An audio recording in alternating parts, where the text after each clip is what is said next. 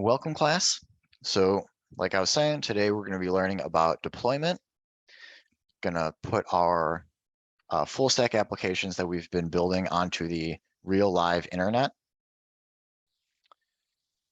So here I've just got the restaurant project that we were working on the other day, and I just want to let you know that first there's one quick change we're going to have to make.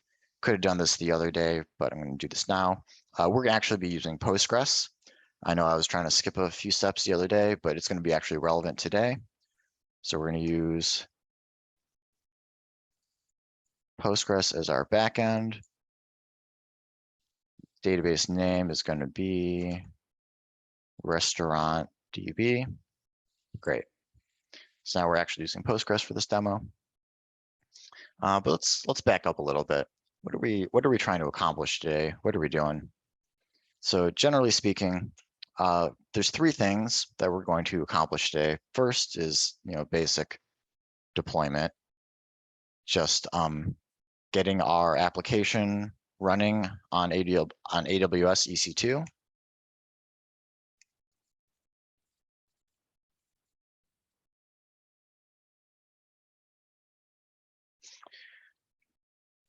And so in the process of doing that, we're going to learn a few differences between running an application on localhost versus a live site.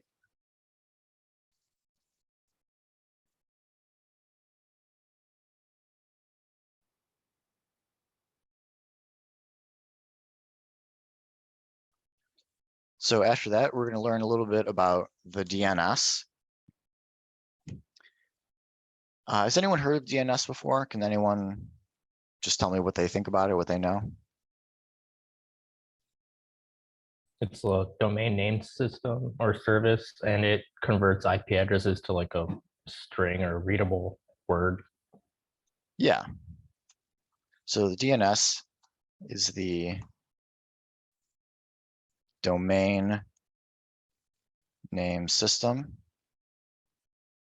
is a network of databases that translate IP addresses into domain names.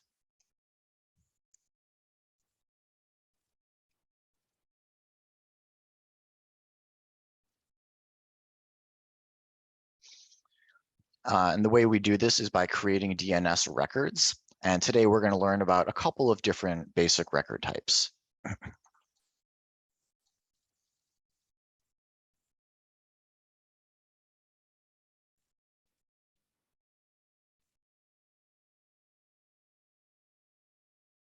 And then lastly, we're going to learn about HTTPS. So again, pop quiz, does anyone know what HTTPS is? How it's different from HTTP? Why do we care? Hypertext Transfer Protocol secure. Yeah. So the S stands for secure. It's basically the same as HTTP, but there's an extra layer on top of it for security. So this is going to encrypt all of our traffic coming to and from our server so that people who are eavesdropping on the conversation won't be able to intercept the traffic and spy on it and see your password that you're sending to your bank or whatever. But also very importantly,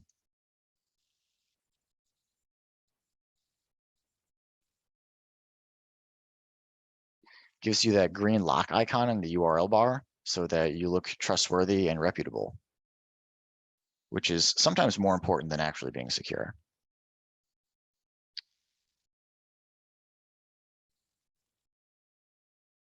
We're going to talk a little bit about Ssl Tls and how that relates to HTTPS.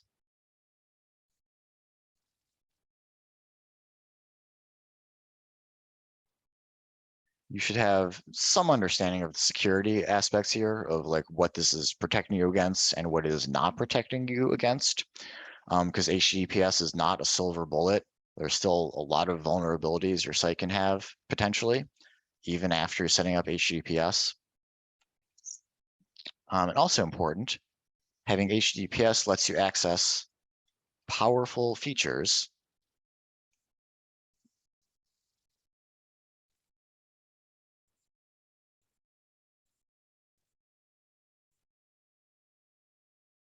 So browsers these days have a lot of super cool, super powerful features just built into them.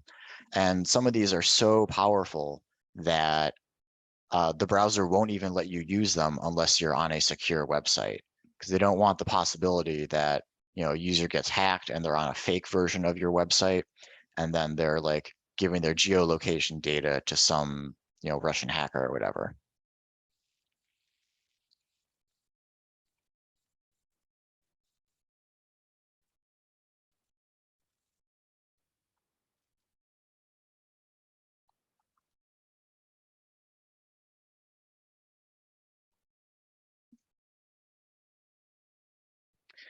So geolocation is definitely really awesome, very commonly used if you want to get GPS data. You know, in JavaScript, you need HTTPS to request that. Get user media is also very useful. That's how you get microphone and camera access from the user. So if you're just on HTTP, you don't have HTTPS set up, you can't get microphone and camera access. Device orientation and device motion is not particularly useful or commonly used, but I think it's very cool because I'm a nerd. This is how you access the accelerometer in your device. So it can tell you if you turn your device or if it's moving, how quickly it's moving. This is mostly used in like cell phones because, you know, they obviously need to know when you're like moving them or turning them, if it's like landscape or portrait, and they can like be shaken as a gesture. But interestingly, many laptops also have accelerometers in them. So like MacBooks, for example, I remember hearing that MacBooks have accelerometers in them so that if you drop them, they will automatically shut off so that like they're not running when the hard drive gets smashed against the pavement or whatever. So it's a little bit less likely to get damaged that way if they can emergency shut off in time when they detect that they're in free fall, which I think is just kind of a useful feature. And then Web Midi is if you want to plug like electric keyboards or, you know, other MIDI instruments into your computer and have that drive a website. You need to do that on HTTPS. Probably not something anyone's going to ever pay you to do, but I really like music on the web, so I think it's kind of cool and felt like mentioning it here.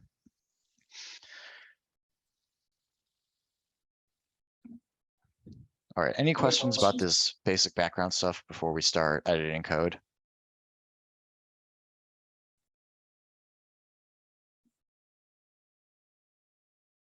No questions, okay. I had one surprise. Let's hear it. So I know that you're just going to be covering the AWS EC2. So like whenever you get to that point, can you also just, you know, for those of us who know next to nothing about AWS, explain like what is the difference between this and any of the other ones? Is it size? Is it whatever, that kind of thing? Yeah, I expect most of you know none of what I'm about to show you, so I'm going to do my best to explain everything. And please ask questions, definitely. So this is certainly the kind of demo that I could give in maybe like 20 or 30 minutes if there were no questions and no bugs, but I'm expecting both of those are likely to happen. So, you know, please ask about anything you see that seems unfamiliar.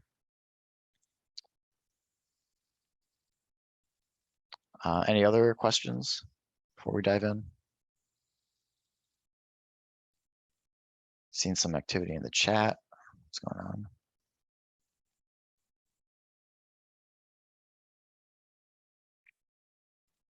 Oh, and you do not need to host your web application on AWS for the personal project or even for your group project, but I would like to encourage you to do so because I think it'd be really cool.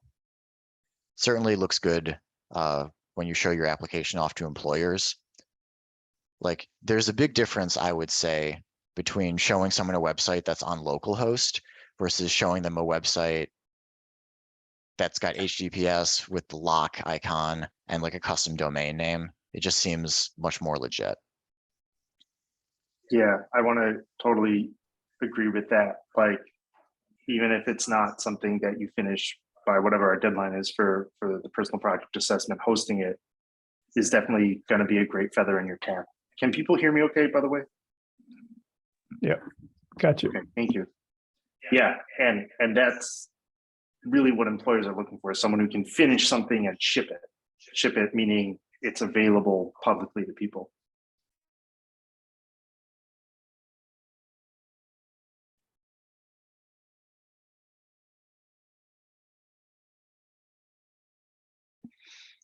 All right. So moving on now. Before I actually open up AWS, there's a couple of changes I need to make to my Django application locally. That's going to help prepare us for deployment. Excuse me. So first,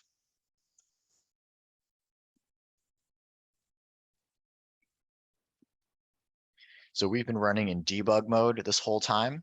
So I'm going to actually set debug to false in our settings.py. So we're going to run in production mode.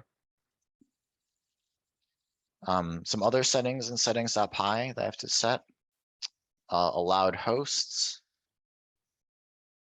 equals star. So when we go to deploy our app on the real live internet, we're gonna get some surprises. We're gonna find that Django has even more security restrictions in place. Just when we're running it locally, there are a whole bunch of security rules that we have to abide by that Django enforces on us in order to force us to build our app in a secure way. And when we go to deploy our application, there are even a few more little security requirements that get added onto us. And so one thing is that we have to declare what host users have to be requesting when they request our website. So to show you an example of what I'm talking about here, I've just brought up XKCD, just some other website. And in the main request for this website, in the request headers, one of the headers that I'm sending is xkcd.com. Just this is my browser saying like, hey, this is the website I'm looking for. Now you might think that this is kind of redundant because my browser is looking for a specific IP address. Like because I type this into the URL bar, the DNS is able to convert this URL, this domain name, into an IP address, and the IP address should locate the server. So why do I need this host name? The answer is because sometimes one server, one IP address can actually serve multiple different applications. So if that's the case, that you have multiple different applications for multiple different domain names at the same IP address, then you need this host header to distinguish them. And apparently there are some security vulnerabilities related to this host header. So Django actually forces you to specify like what the name of your website is that people should be looking for. I'm going to be a little bit lazy and just set that to star, saying that we don't care what the host header is. Anyone can like contact this website no matter what the domain name is. But yeah, we can't leave it blank or else Django's going to throw an error.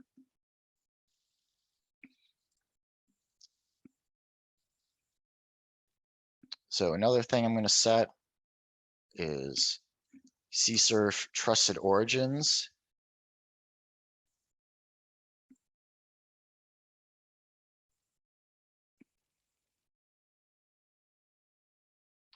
And so this one is just going to be, you're going to hard code the name of the website that you're going to be creating. So whatever domain name you've bought or are going to bought, you set that as the CSRF trusted origin.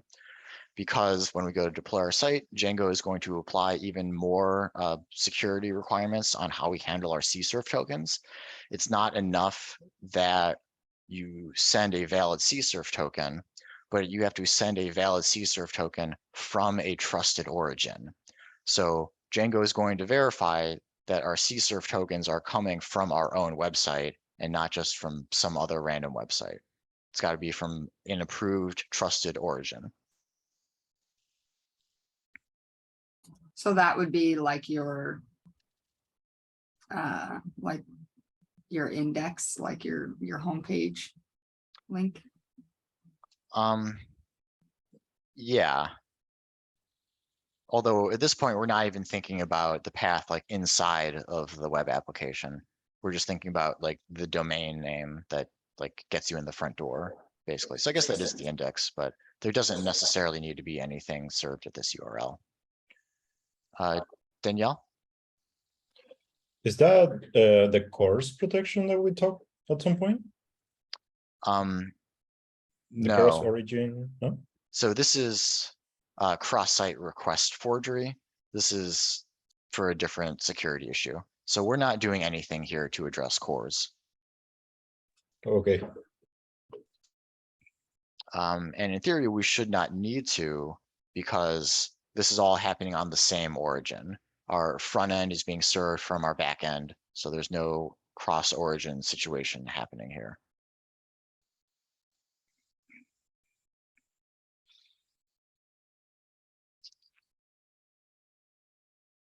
And then lastly, actually, I'm going to do this other step later. So we're just going to do these three things for right now. So my settings.py, say I've got the database set up.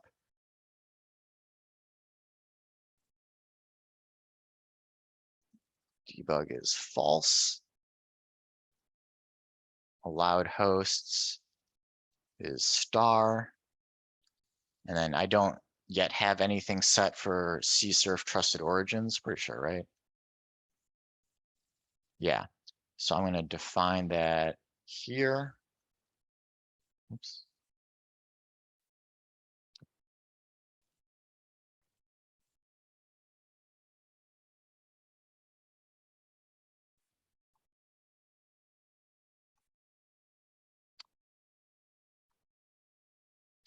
And so this is a domain name that I had bought previously. And so this is the URL to which we will be deploying this application. But I'll be showing you how to purchase a domain name anyway. Just going to show you the UI for that in Amazon, just so you can be doing this yourself when the time comes. Quick question. Mm-hmm. What would we put instead of the allowed hosts if we didn't want to put the star? At a minimum, it would be the same as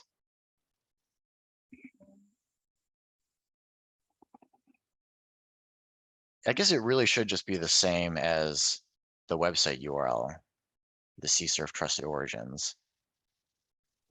Okay, and that makes it more secure, correct? Right. Yep. I mean, like it's defending against security vulnerabilities that likely don't exist in this application and probably won't. The issue is if you're actually like reading the host header in code and then like doing logic based on that, but if someone injects code into the host header and then gets you to like accidentally read it or like put it into a database query, then you might get hacked or whatever.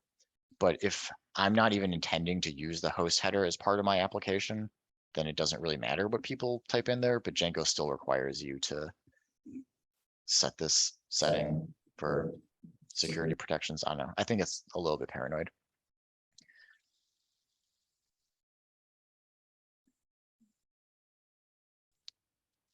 What does Django say about this?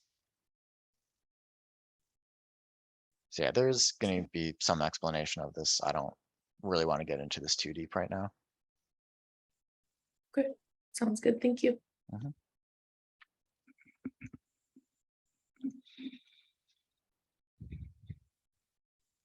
All right, so that's all the preparation I'm going to do locally here. So let's go up to AWS now.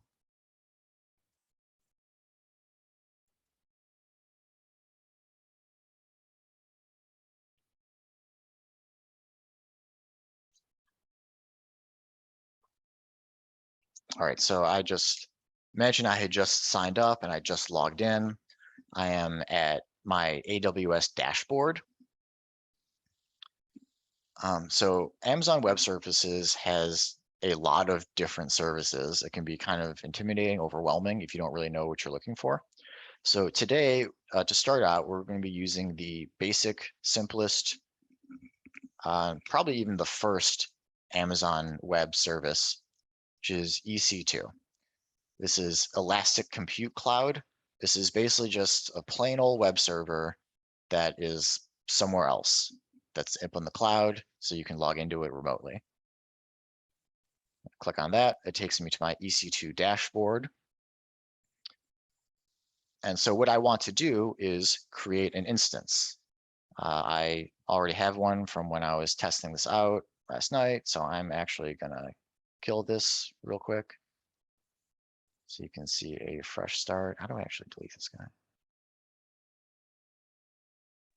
I think it's under actions. Top, right, yeah. Yeah, it's very annoying. I tried this out the other day. I think in the settings.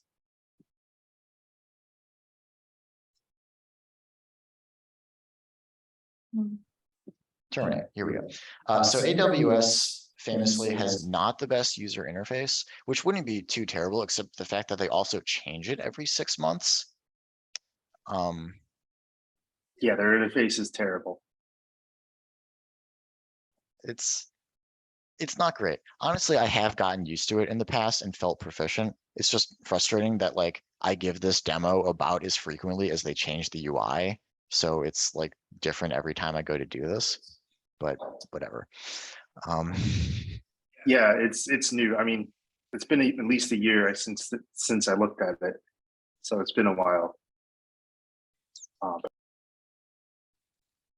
right, so this instance is in the process of shutting down.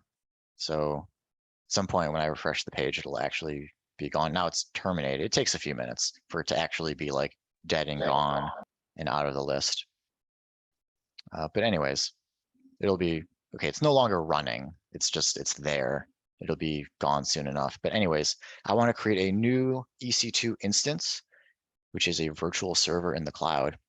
I do appreciate that the newer interface at least like give you some clues and hints about what you're doing in case this is like your first time here. So yeah, I would like to launch a virtual server in the cloud. Launch an instance. We'll launch an instance. I'm going to give it a name. I don't think this matters too much. I'm going to call it restaurant server. Then we choose the operating system for our instance. Amazon would really love you to use Amazon Linux, which is why it's the first in the list. But I think most developers will be more comfortable with Ubuntu. Some of you might even be using this on your local machine. But even if not, this is definitely the most common, most well-supported flavor of Linux. Like if you're not really sure what you're doing, you need to look for things on Stack Overflow. You're going to find the most support using Ubuntu than for like Red Hat or SUSE or any of these other Linux distributions. And sorry, what are those exactly? Just different types of Linux, I guess. So like Linux itself is not one operating system. It's a family of related operating systems. So these like Ubuntu, Red Hat, SUSE, they're all like very similar. They're like 99% the same, but there are just some small underlying differences. Trying to think, I don't know, it's kind of like just Windows 10 versus Windows 11. Like they're both Windows. They both do basically the same thing, but kind of some slight differences. That's not the best example because one is just an update to the other, whereas these are kind of like side versions. I guess they're like maintained by different companies, but it's just what operating system do you want on the server? Definitely don't choose Windows. I'm going to recommend Ubuntu here. I just want to second that recommendation as well, Raphael. Most of the time, like a lot of folks I know will use Ubuntu if they use Linux on the machine they use to develop software, even if they do super fancy stuff. Unless you really know what you're doing with Linux, Ubuntu is very stable and well supported. And if you're deploying your web app, the last thing you want to do is have to deal with weird Linux config stuff that might happen with another distro if you're less familiar or anything like that. For sure. All right, so a bunch of options here that I'm not even going to touch. they ask us which, version of Ubuntu. We want to use the latest one they've got. So I'm just going to leave that to default. Not going to touch that. The instance type is like how much like hard drive and how fast of a CPU do you want? They do have a lot of options, but if you want to stay on the free tier, you actually don't have many options, which is, in a way, it's nice because there's less to think about. So I'm going to use the T2.micro, which has 1 GB of memory, 1 virtual CPU, and it's going to cost me, what is that, like penny an hour? I think that's in dollars. Yeah. So barely more than a penny every hour for this T2 micro. Once we choose a tier, is that something that we can change later, or we're stuck with what we choose now? That's a complicated question.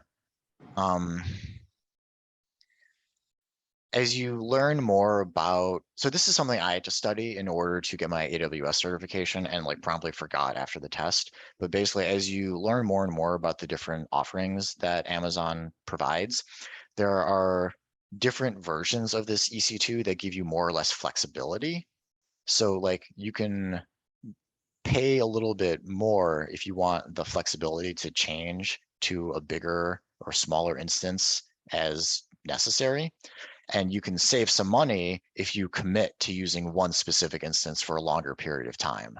So they have a variety of different payment plans. For where we're at today, I would say don't plan on changing the size of it. Like you can easily just redeploy to a different server that is the appropriate size.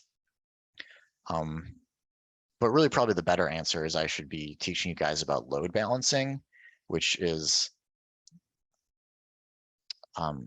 like a way that you can, maybe I'm getting the terms mixed up, but you should be able to get your Amazon application to automatically resize itself in response to the demand that it receives. But that gets a little bit more complicated and potentially even more expensive. So I'm just kind of showing you the most basic setup here where we are choosing one single specific server to run our application on. Raphael, Mhm. would it be worth very quickly just discussing like what is a virtual machine, like what is a virtual server for AWS to give a little context, or would that maybe be something to talk about later? Maybe we could get into that later. I'm sure, a useful distinction, but for today, I don't think they'll have to like dig underneath that abstraction. Like it's sufficient to think of these as regular servers that you're logging into. That's true. That's a very good point. For all intents and purposes, we are like configuring an actual physical server. Yeah. I mean, I pretend it's a physical server and like my mental model works well enough. Cool. Thank you. Mhm.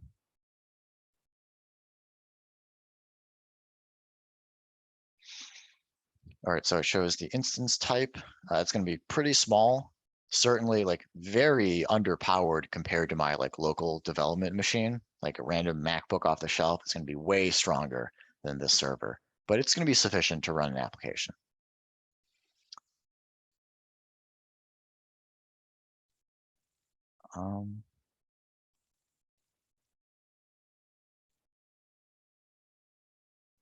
Sorry, there's a drawing on my screen somehow.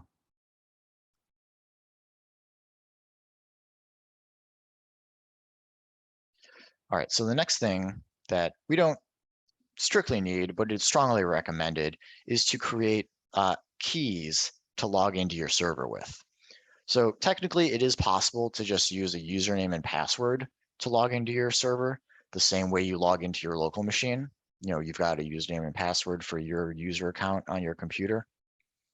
In 2022, that is not recommended. It is considered more secure to get keys that let you log in. So we're going to create some SSH keys. Normally, when we create SSH keys, they are created in a pair.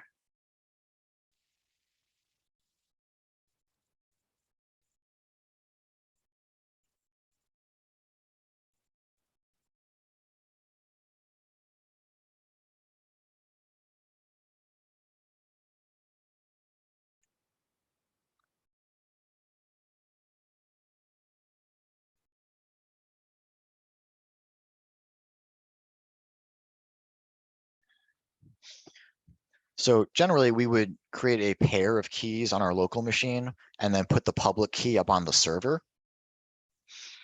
And so this lets us basically prove to the server that we are who we say we are and that we have an account on that machine that we should be able to log into. I'm not going to get into all the details of public key cryptography right now, but long story short, there's a pair of keys. We're going to keep the private one. The server keeps the public one. And in fact, AWS is actually going to do us a favor, and because they know what we're trying to do here. So AWS is going to create the key pair for us, and they're going to take the public key and put it where it needs to go, and they're just going to give us the private key.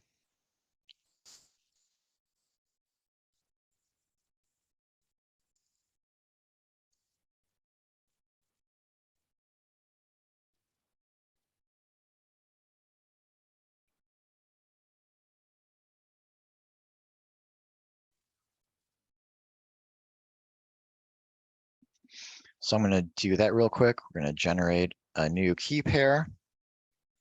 I'm going to call this restaurant key. I'm going to keep this all at the default. This is an RSA key, and the file format is .pem. Create the key pair. And so you can see down at the bottom of my screen, I just downloaded this restaurant key.pem. Where did this guy actually just go? It's in downloads. That is not where I want to put this.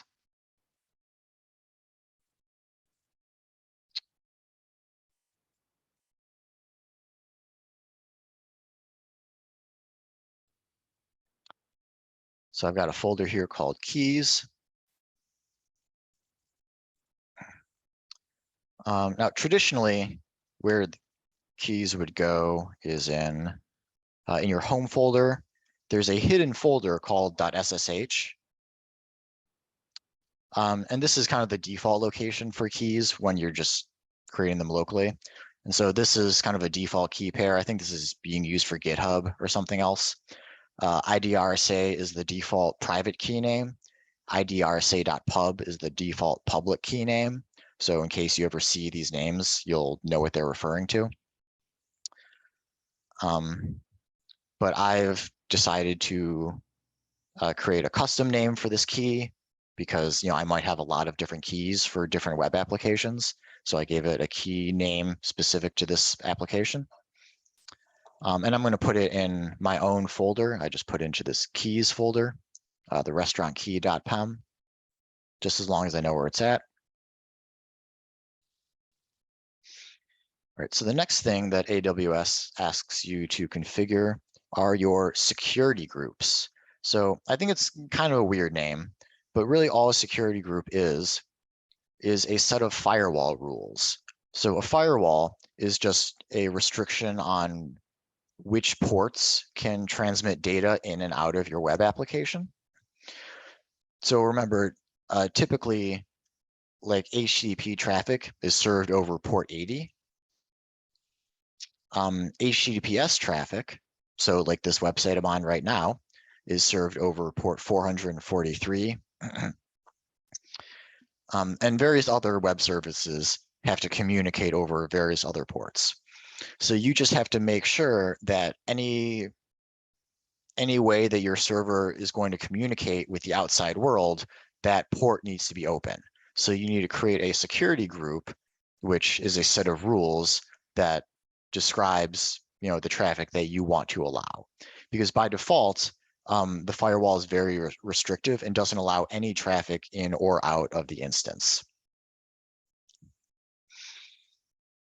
So here it's asking us to configure a few exceptions, like what are the few types of traffic that are actually allowed in and out of this server.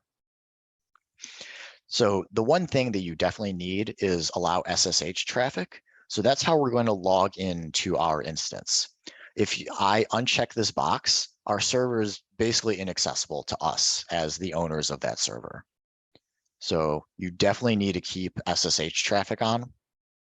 It doesn't need to be from anywhere, because that would mean that like anyone can try to log in to your server, which is just a security vulnerability. In theory, like only your laptop or your home IP address needs to be allowed wherever, or your work IP address, wherever you're going to try to log into your application from. So you don't get random people in third world countries trying to get root access to your server. But for now, I'm just going to keep it anywhere, just for simplicity. And then also you need to allow web traffic. So we're going to allow HTTPS traffic from the internet and allow HTTP traffic from the internet. So this allows port 443 and port 80. So note that we're not allowing port 8000 or port 3000. So if you just try to run like the Django dev server or the React dev server, it's not going to work. You're not going to be able to connect to it from the outside because those run on port 8000 or 3000. And our security group that we're creating here doesn't open those ports. We would have to modify these rules here and specifically open those high numbered ports so that those dev servers could run. Storage, I'm not going to touch that. Advanced details, I'm not going to touch that either. I don't even want to read this stuff. Yeah, we're closing that. And then launch.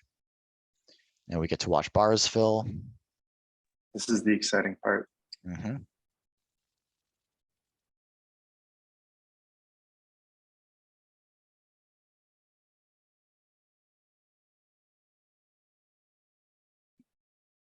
All right, so my shoes server is still terminating. It should be dead at this point. Oh, it's terminated. Okay, it's gone. So if I refresh, is it still?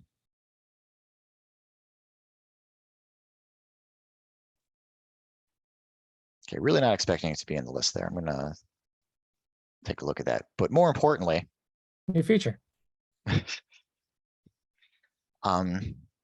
Our restaurant server is running. It's got an instance ID. And more importantly, we have a public IP address. So this is what we're going to use to log into our server using SSH. So I'm just going to copy this guy over here.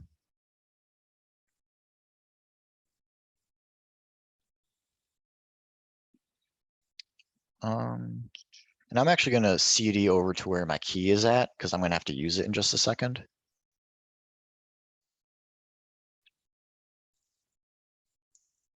So I went to my keys folder. It's the restaurant key.pem I need to use. So I'm going to use SSH is secure shell, lets me create a shell at some other server. Then I have to pass in a flag -I for identity. This is who am I logging in as, which is basically a way of saying which private key am I using to log in with. So I'm going to say restaurant key.pem is my identity that I'm logging in with. And then I have to specify a username on the server. By default, oops, when I create the instance, there's a user named Ubuntu. There's also a user called root, but you are strongly discouraged from logging in as the root user and setting up your application as the root user. It's better for your security if you have an unprivileged user that is setting up the application for the most part. So we're logging in as Ubuntu. And then the IP address. So we're logging in as Ubuntu at 107.22.7169. And we'll try to log in, see what happens. Because this is the first time I've tried logging in, I'm going to get this warning just saying like, hey, we don't know who these people are. Are you sure you want to connect? And you just say yes.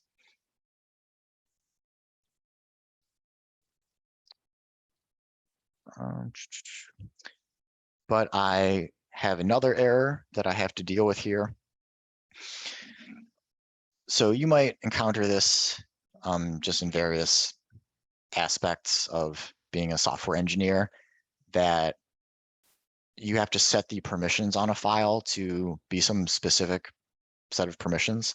So I don't think we've talked too much about permissions so far, but if I do ls-l. The L is for long, tells me more information about these files. At the start here, we see this list of 9 dashes. Don't count this first one. That doesn't count. I'm just looking at, well, maybe go to different folders. We can see this better. Okay.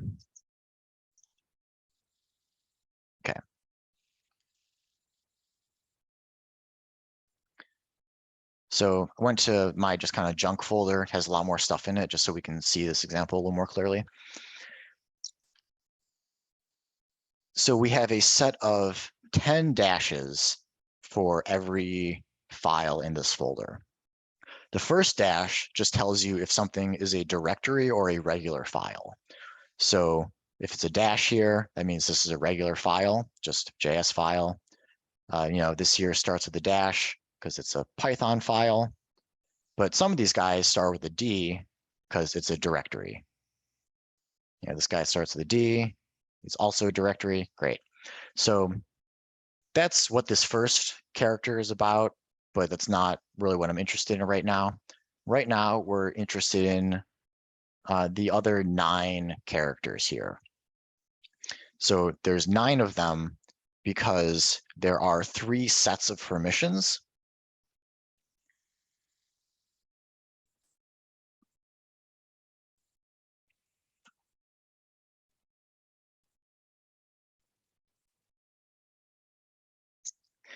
So there are permissions for the user. They can either read, write, or execute. There are permissions for the group to either read, write, or execute. And there are permissions for others, basically not the owner of the file, not the group owner of the file, just anyone else on the machine. Are they allowed to read, write, or execute the file? So if we look at, for example, I know these are really all the same, so it doesn't matter. If we look at this cipher.js file, so if we look at the first 3 characters, this is showing that the owner of this file, who is Rafael Sirota, the owner of this file can read it, they can write it, but they don't have permissions to execute it, which doesn't actually matter because we execute the file by like reading it with the JavaScript interpreter, but whatever. Because this kind of touches on like really old Unixy things that haven't changed in decades. But anyways, this second set of permissions is for the group owners. So the group for this file is staff. Any user that is part of the staff group, even if they're not the owner of the file, if they're part of the group that owns this file, they can read the file, but they cannot write or execute the file. And then lastly, anyone who is neither the owner of this file nor belongs to the group that owns this file, they're still allowed to read this file, although they do not have permissions to write or execute this file.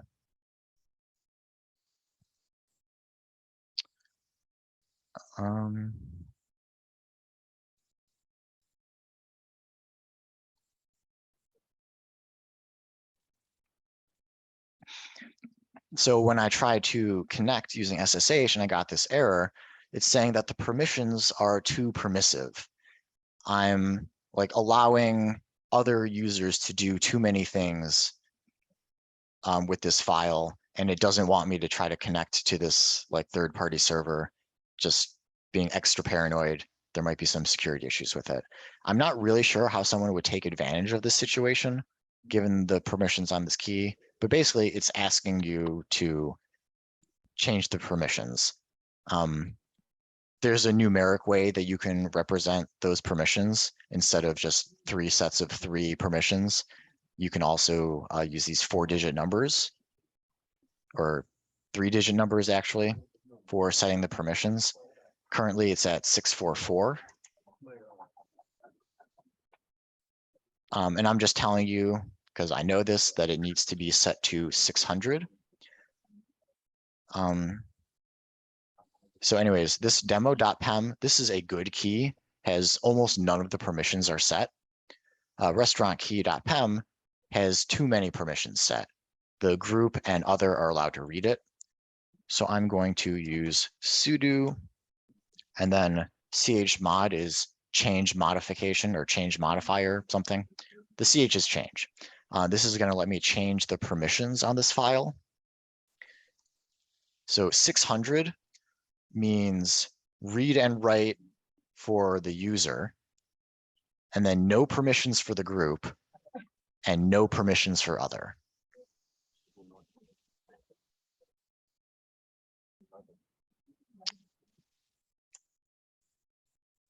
Can I ask a question, Raphael, here? Please.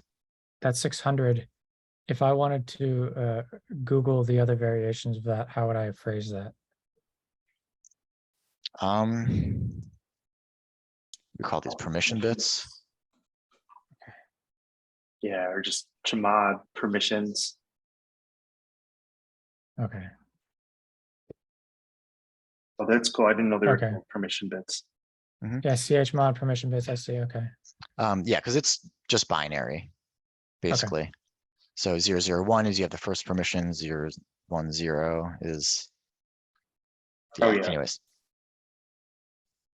Got it. Thanks. Yeah, this is great stuff. I can never remember this half the time when I'm doing it. So definitely a good thing to Google, a good thing to learn too, but something I think that people regularly will Google to read up on. Also, just for funsies, you can also do stuff like this, which is saying add read and write permissions to the group. So that's kind of a more user-friendly way of describing permissions. You got I did not know that. That's cool. Mhm. That's cool. So, quick question. I'm just trying to understand how these go together. So, in the context of a website where you have users or clients who come to your website versus you as the owner of the website, in the context of a website, who is the user versus the group versus other?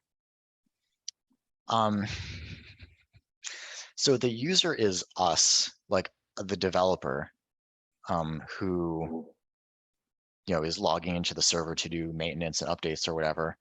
The group is really no one, honestly. I feel like the concept of group owners in Unix comes from like the days of mainframes, when like a computer was super expensive, and so a university would just have one computer with like dozens of terminals, so multiple people could connect to the same computer, but it was like a shared hard drive. And so permissions were really important, just making sure that people didn't access other people's files. But like in this case, there aren't actually other users using the same computer, so we're not like deliberately managing the group permissions.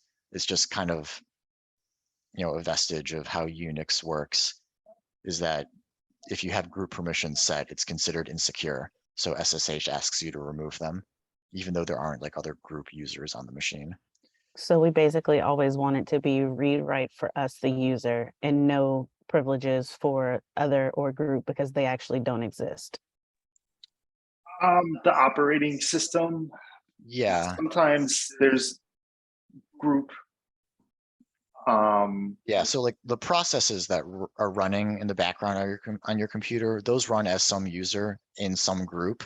So I guess like if someone like hacked like some specific process running on your machine and they were able to exploit that user, then it would be good if that user was like in a different group or didn't have group permissions. So I guess it is potentially relevant, but yeah, like the other members of the group are going to be other programs running on the server. They're not other humans.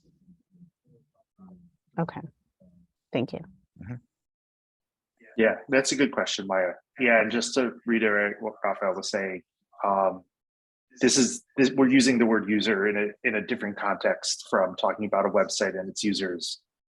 Like you were saying, Raphael, this is like more about the user of the operating system, meaning us, the developer, and this is just a tool that we commonly use when dealing with like authentication and passing information between different servers or different computers. Sorry, I hope I didn't just make life more confusing. No, you're good. Nope, thank you. All right. Yeah, and sorry, Go on. I just wanted to say, for anyone who wants to kind of dig into this more at some point, if you haven't, setting up your GitHub to use SSH when you clone a repo is a great way to get rolling with this, both because if you haven't already, both because it makes life easier and because you'll have to create a public and private key.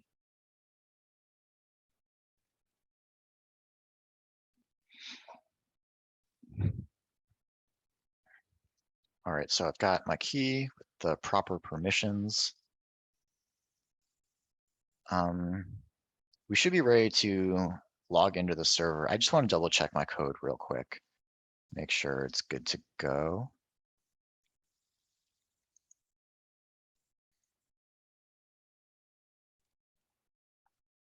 So the deployment demo is, okay, no, oh wait, these are just the notes and the settings. Okay, yeah, I do have to commit and push this. Just running a diff here to make sure I did the things I thought I did.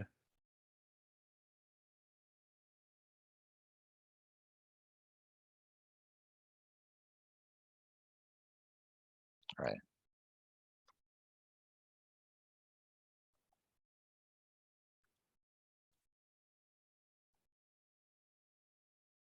Okay, so push that up to GitHub. All right, so back over to this other terminal here. I'm going to SSH into the server, and I'm logged in. So I'm just at a Unix command line. It should look kind of familiar, but it's not my terminal. That is awesome. That's the fun part. So I hope you all, have been practicing your Linux command line skills all along in this cohort, because that's all you get here. So yeah, I can do a who am I real quick, and it'll tell me my username. I'm not Rafael Sirota anymore. I am logged in as Ubuntu, and even the command prompt tells me that much. I'm logged in as Ubuntu at this IP address. So that's cool.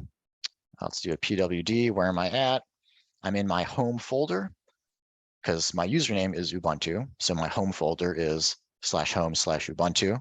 If I just cd tilde, that's where I was. That takes me to that same place. So this is my home folder. Great.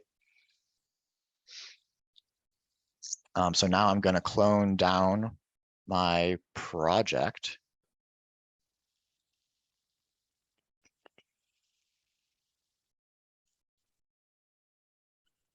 I just want to mention this is one of I think the big concepts in computing and kind of where we're learning stuff as developers that digs a bit deeper into how stuff works. Like we can use all these tools, the command line, the terminal. They were all built in the 70s before the internet and web browsers and stuff existed.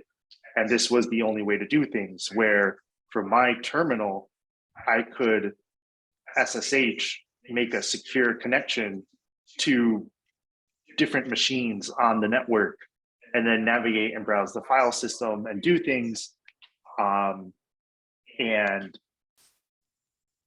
yeah, and that's what we're doing now. And I think it's kind of cool because it's all these pieces sort of come together with this whole command line approach and just why we're doing all these things. Yeah. So in 2022, there are other ways that we could, log into our server and configure things, but I think this is still the best way. Anything that you learn how to do at the command line can be scripted and can be automated. But if you depend on a graphical interface, you are condemning yourself to using your hands and eyes to click through an interface, which is just slow and clumsy.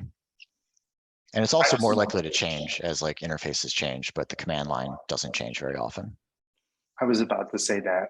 And I will say, I know several people who are very good software developers and very successful, and they can get around on the command line, but they're not experts at it.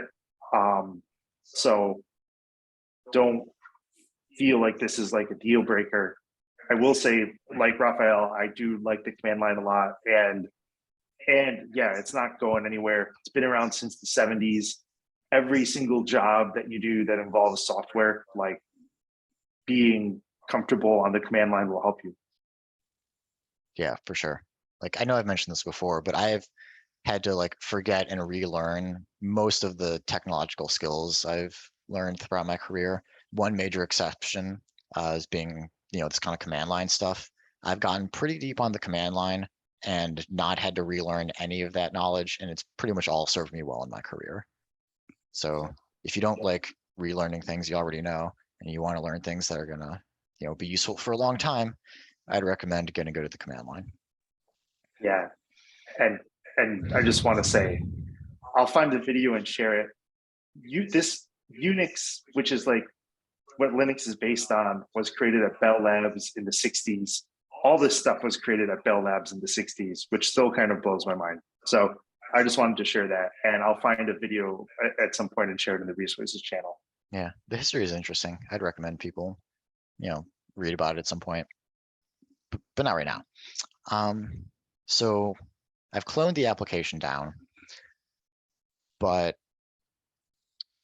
now it was very convenient that Git was already installed on this server. Git is not usually pre-installed in Ubuntu, but Amazon are just very strongly expecting that we need Git. And so it comes pre-installed with all of their different images. But there are other things that we will need to install that are not currently on the machine, so we'll need to get. So you may remember when we were installing things locally on our Macs, we used Homebrew. That's our Mac package manager. On Linux, we have apt, which is Ubuntu's package manager. And it's honestly much nicer than the Mac package manager. So if you were able to deal with Homebrew, then apt is basically the same thing, but possibly a little bit easier to work with. But for some reason, by default, apt actually doesn't know about all the packages that we want to install. So first thing we have to do is sudo apt update. Tell apt to get the latest listing of packages so it knows all the things that we can potentially install with it.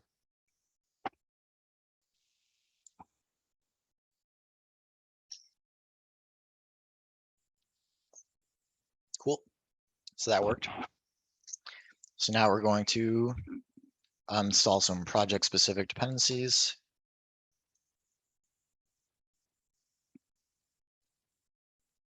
Actually, let me double check something here.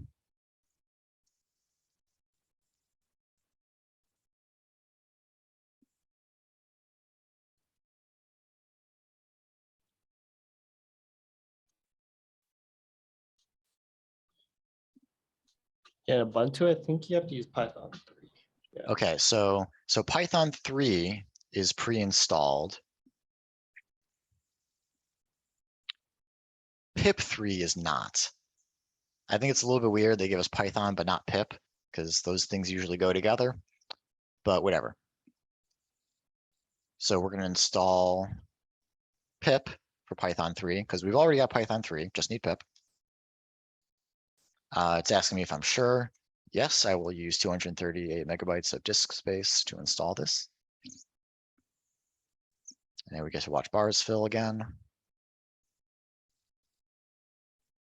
So speaking of disk space, and while this is installing, there was a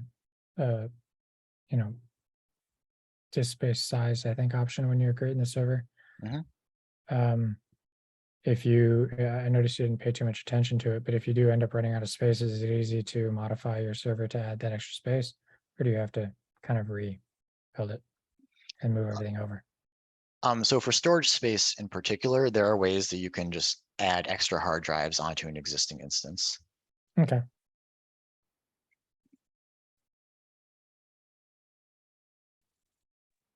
Is there a command line command to see how much disk space you have left?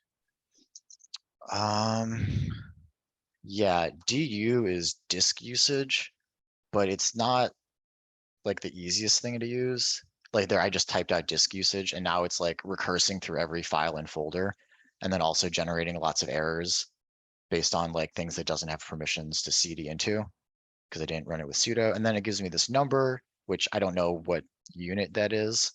If I look at the manual for it, so just man and then any command gives you the manual for that command.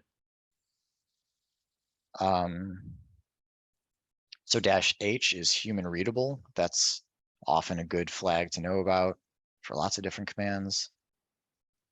And then depth,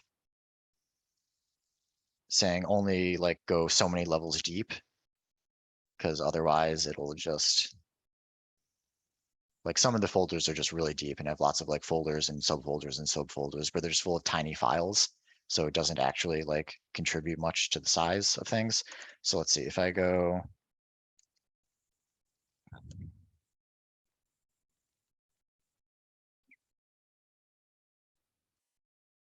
So I think this is telling me that the entire folder is 760 kilobytes. And then this is the size of all of the subfolders inside of it. Oh, wow. So most of that is just the .git folder. Or a lot of it is, at least. Anyways, so yeah, DU is how you can check the size of a folder or whatever. Thanks.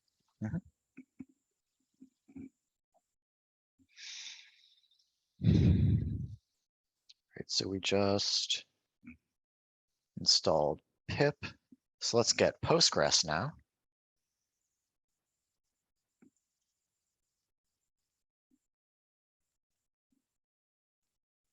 And yes, just confirm everything.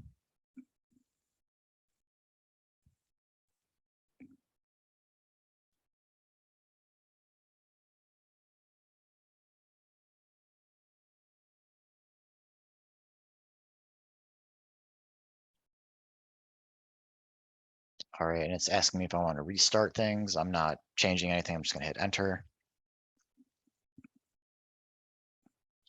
All right, so now I'm going to see if I can just connect to Postgres.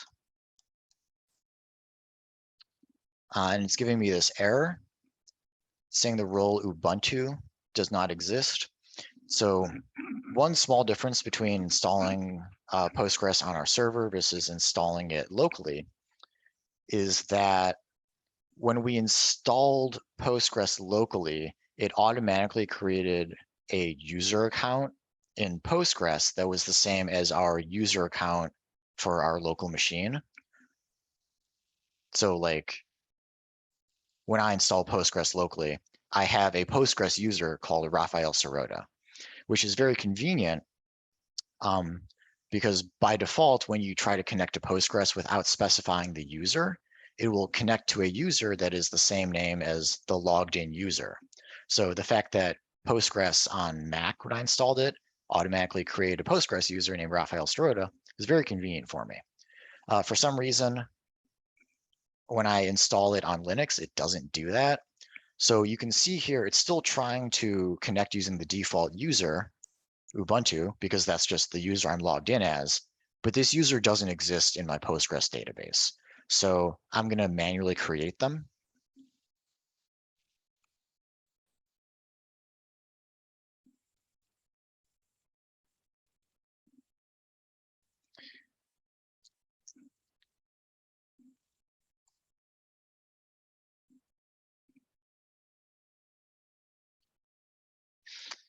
So here, I'm using sudo, but not running this command as root. I'm running this command as the user Postgres.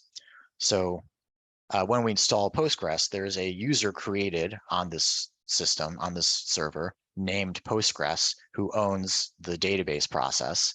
So, that's just kind of part of having the different processes owned by different users for better security.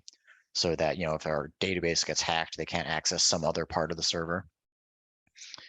So we're going to create a user, and we could just type in Ubuntu right here, but I'm going to use a more generic code snippet and just use a variable $user should be,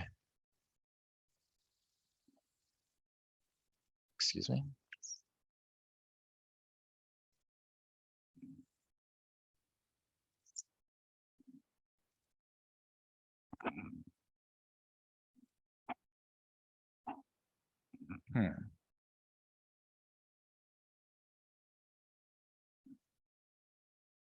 What is going on here?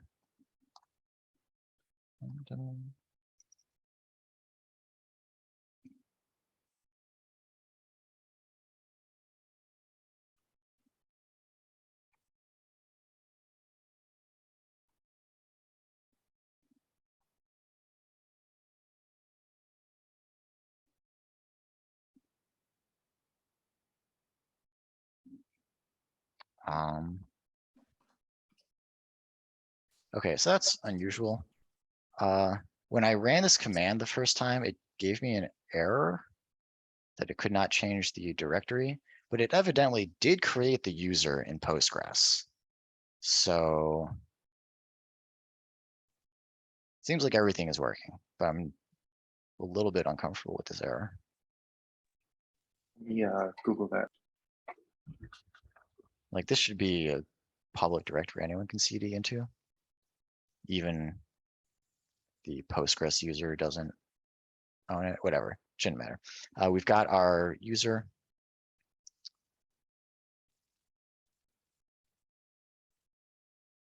We do not have our database though.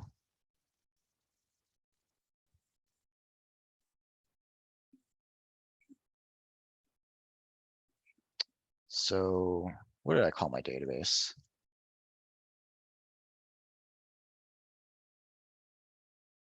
Restaurant DB. So we're going to create DB, restaurant DB. All right. Now there's a couple of other things I'm going to need in order to get this to run.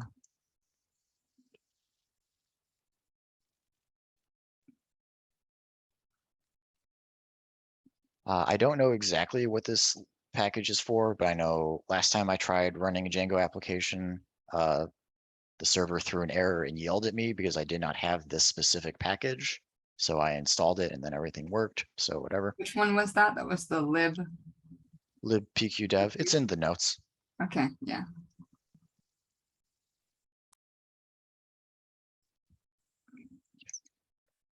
All right, so now let's go into the Django side of things, our restaurant project. We've got our requirements.txt.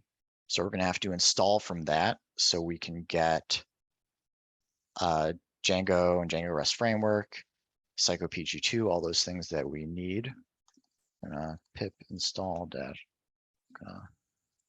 pip3 install, right? Because it's pip3, right? I don't have.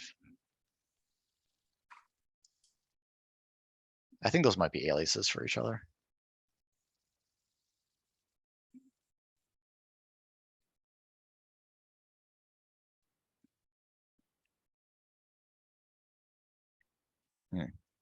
Just to be sure. We're going to pip3 install -r requirements.txt.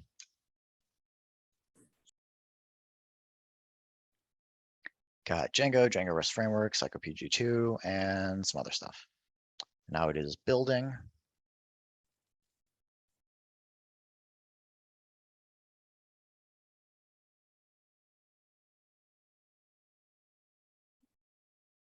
All right, looks good. Wait, so you did install psychopg2? It was in the requirements.txt.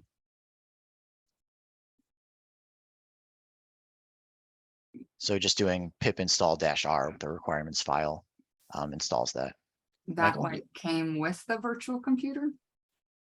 Hmm? Or that, like, we've been making our own requirements.txt, so where did that come from? Right, I made that with my project here. So this is my local machine here, and it's just on my local computer. I created it with the pip freeze, just like we've been doing. So have you CD'd into this? Wait. So if this is on your local machine and you're on your virtual computer, I have a disconnect there somewhere. How did you access something on your local machine? I mean, I had written it initially on my local computer, but then everything got committed and pushed up to GitHub. Because you cloned it. Okay. Yeah. Right. And Okay. cloned from GitHub. Gotcha. Exactly.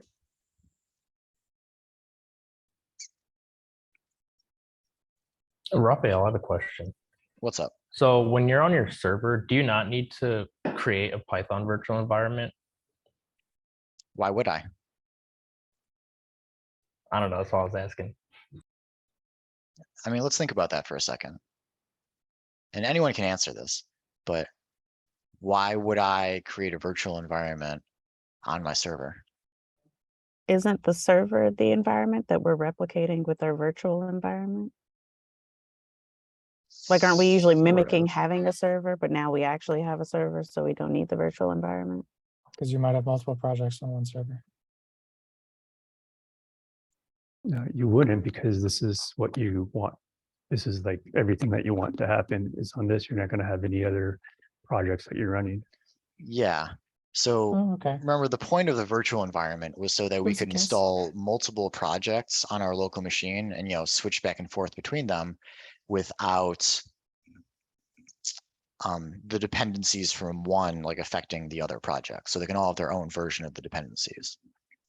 But in this case, this server exists just for me to deploy one web application. If I wanted to deploy a different version of this web application, use different versions of the dependencies or whatever, or just deploy a second web application, I would create another server, or I would destroy this server and recreate it. Like, I'm not going to have multiple applications deployed on this one server. If I did, then I might use a virtual environment. But just if I'm using this as a tiny single purpose server for this one application, there's no sense, I don't think, in using a virtual environment. There's certainly lots of tutorials you'll find online that show you someone using them, but they never really explain why. And I think it's people just aren't really thinking deeply about it and just kind of copying and pasting code from other tutorials. And like it works, and so they don't think too hard about it. But yeah, I don't think a virtual environment on the server is going to really solve any problems for me today. Sorry if this is a silly question, but after you cloned your repo, did you then CD into that folder before you did all of these installations? No. For the pip install, you need to be looking at the requirements.txt. But for the most part, these are just installed like globally on the system. So it doesn't matter where you're CD'd into. Okay.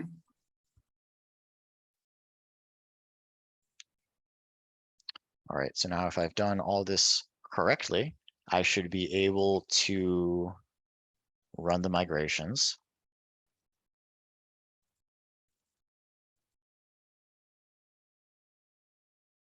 Shouldn't be any migrations to create, right? And then we migrate. Amazing. I shouldn't be surprised, but it always makes me nervous. Just getting databases working on the server. Okay, so we migrate the database. It's got all of our like user models and whatnot. Because I did set up a user model for this, right?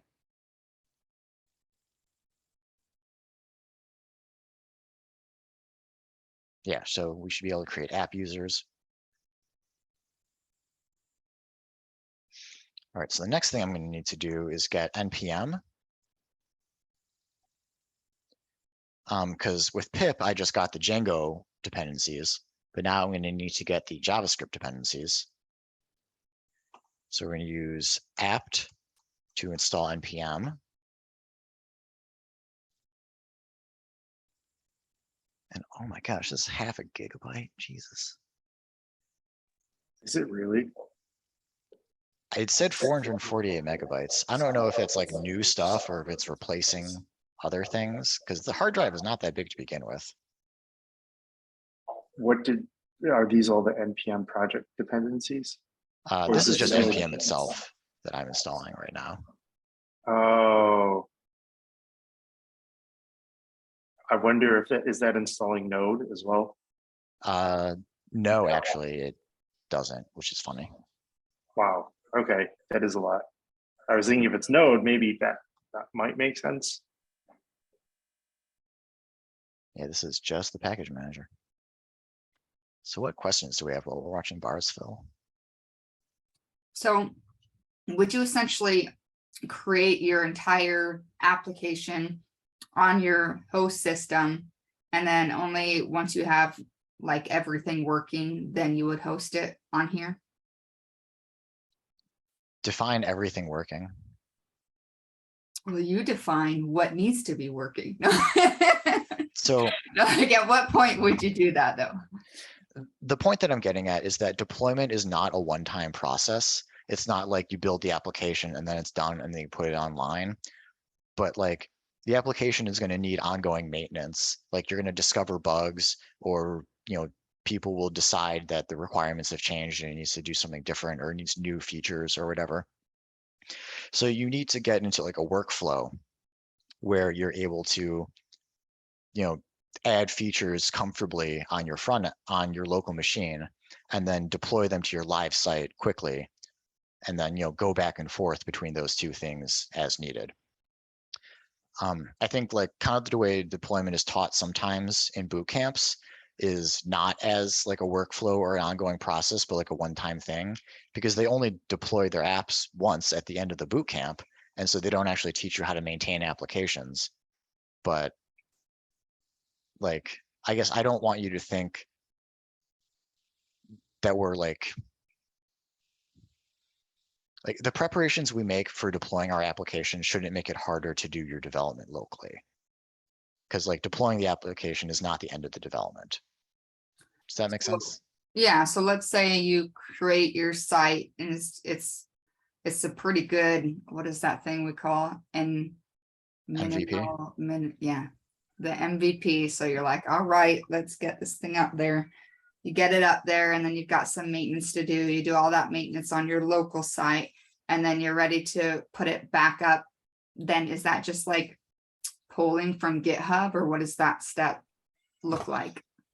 It depends on your workflow. For us, most of it is going to be pulling from GitHub. In a more sophisticated web application, there might be other steps that have to happen. It depends on the app, but generally, you build the app. So we have to take the JSX files and turn them into JavaScript files. You would typically run tests on the application before you go to deploy it. So we should have some kind of automated testing framework that runs. There are other steps that would generally happen, like between the application being pushed to GitHub and pulled down onto the server. But we're kind of skipping a lot of those steps, just trying to show you a simple deployment that it's also like practical and repeatable. Like you could run a business on what I'm teaching you here today. But for sure, like a bigger company might find ways to make this more complicated.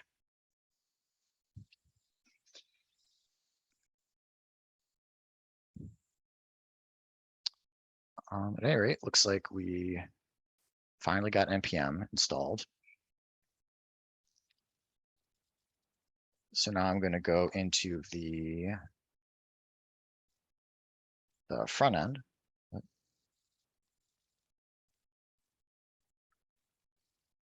And just do npm install. So this is going to read the package JSON and recreate our node modules.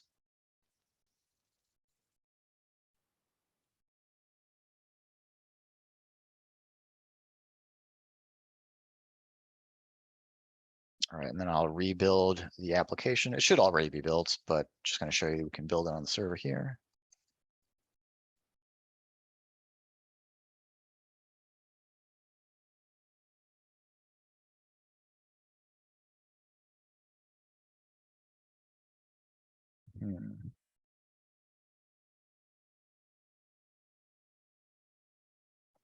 Hang on a second.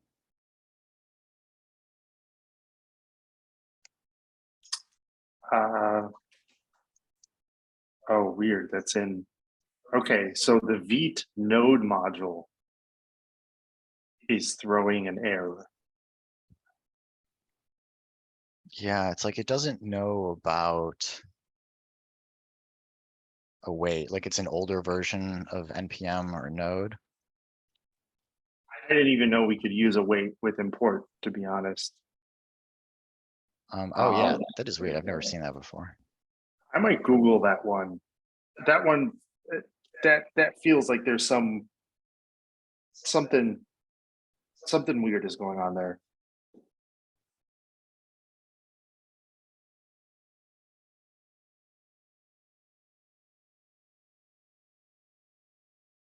Right, so it's yelling at me about source map support. So hang on a second.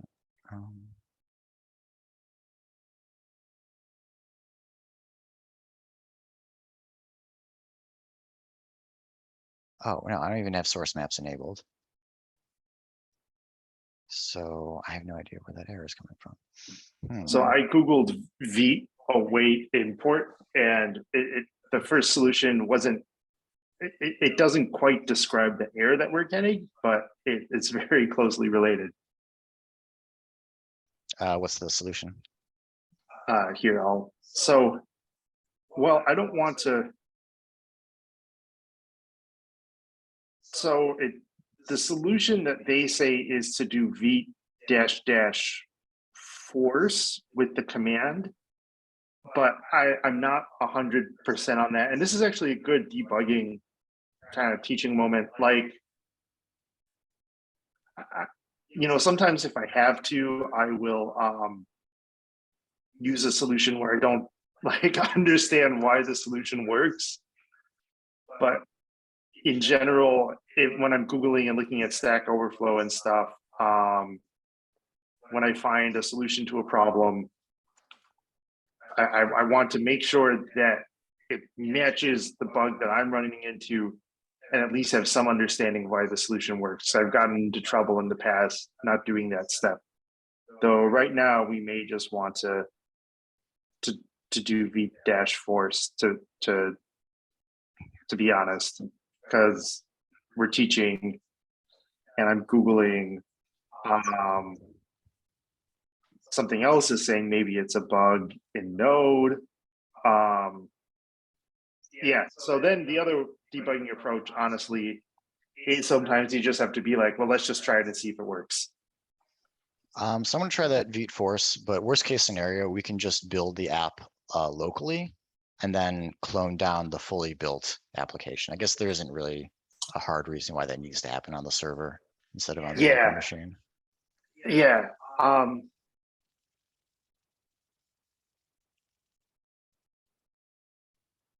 Yeah, that's a common, both of those patterns are common too. Like there might be reasons like that in a production environment, actually you probably wouldn't run the build on the web server. Yeah, you would have a separate server that does the building and then it would copy things over to your actual web server. So I'm kind of trying to skip a step here just to avoid making the deployment super complicated, and because this is not a DevOps bootcamp. For sure. And yeah, I know, and this is good to see. npm run build. So let's see, so that's through the air. So is it just -- force as a flag in the build command? I would try that and see if it works. I think the flag might be passed on because npm run build runs vite build. So, or we could just add -- force here. Yeah.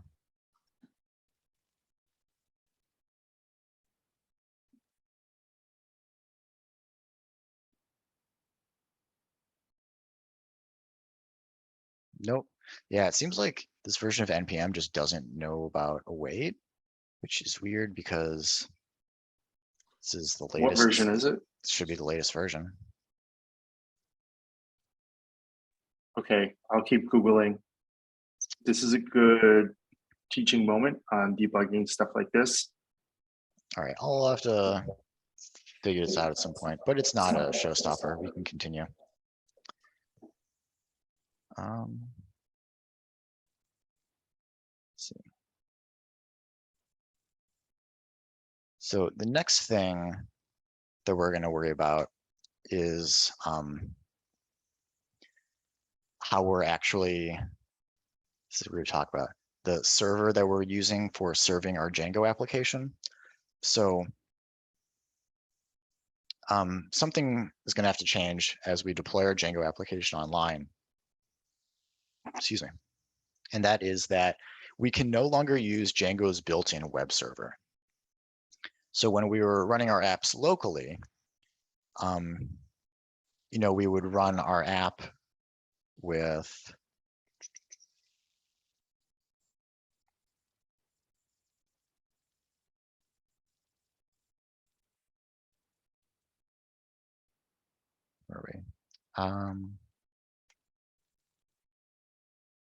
So we would use run server for running our apps. And like, technically we can still do that. It'll run, but we are strongly, strongly discouraged from doing that. If you look in the official Django docs, they'll tell you that run server is just not fit for production. And particularly, it's very bad at serving static files. So we're going to have to actually use another web server in front of Django called Nginx that will be used to serve our static files. So Nginx is kind of just like a generic web server. It can accept requests from the internet and then hand them off to a web application. It's open source. It's very popular, very powerful. So I've used it in like a variety of other contexts. It's not like specific to any one programming language. So I've used it before, like with PHP applications, for example, or for like Node.js applications.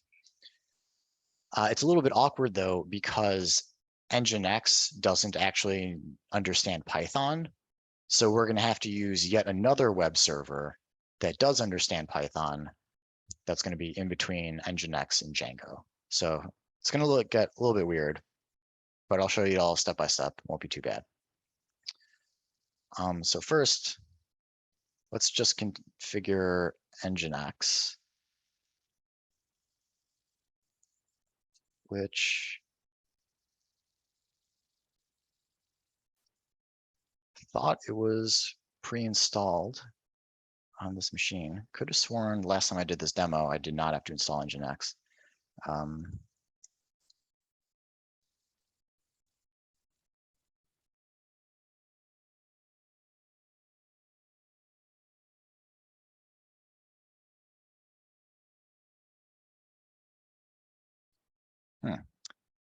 So would you install it from your Django folder then?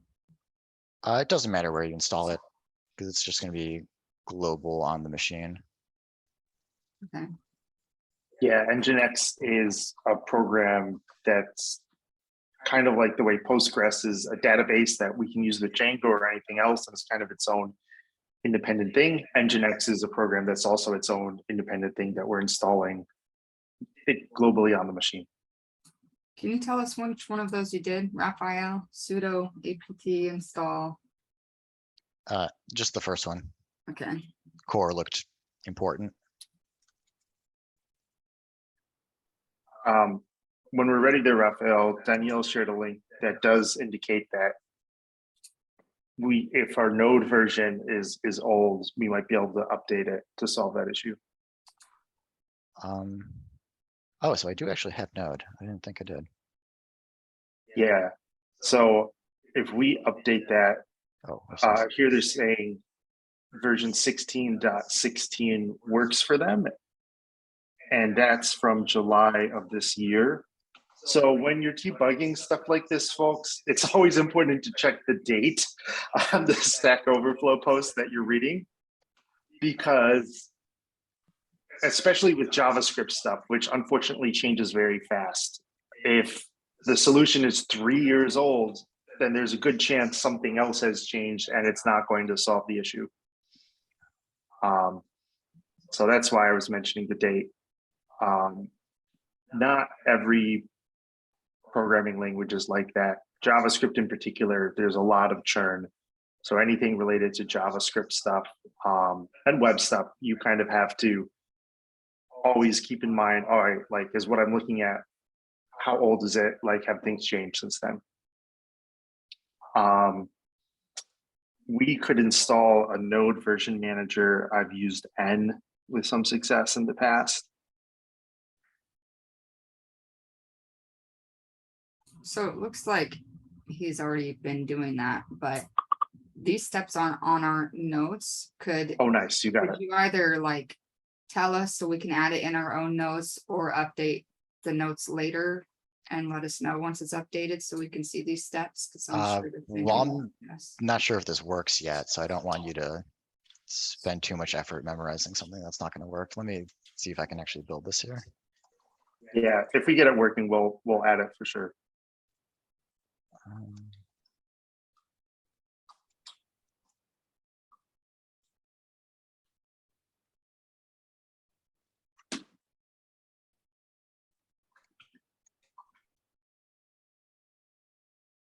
Wow, amazing. Danielle, thank you. So yeah, I wasn't expecting that was what I needed because it was just using npm and I didn't think it was using my installed version of Node. But anyways, apparently that was relevant. So here's what I did. There's probably that V build step was probably executing some JavaScript. Yeah, and I mean, it was choking on async await, which is a new JavaScript feature. So I figured it just needed to be updated. So let's see. So first let me should We just go can- in the notes.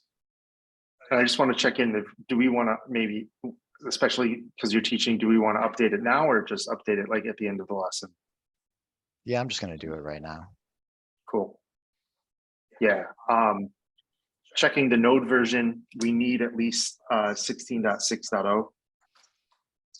Let me just get the latest one. It should be good. So sudo apt install npm installs npm using apt. Sudo npm. So npm install -gn will globally install a node module called n, which is used for managing different versions of Node.js.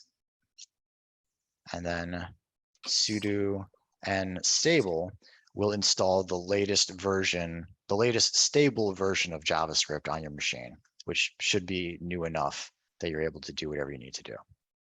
Do we want the sudo with the npm install? I always get confused about that with npm. For a global installation, I believe you need it, yeah.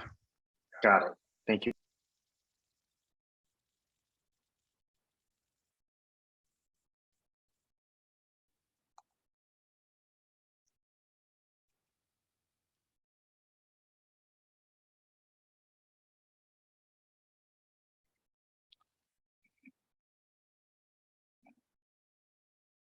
All right, where am I? Okay, so I built the application, which is maybe not necessary because I could have done that locally. Well, Adam, I thought I could have been wrong, but I thought when you tried the sudo n stable, it didn't work and you had to do something different. Or maybe that was the install and you had to add the -g. Never mind, maybe that's what it was. Yeah, I forgot the -g at first, so it didn't. Wait, actually.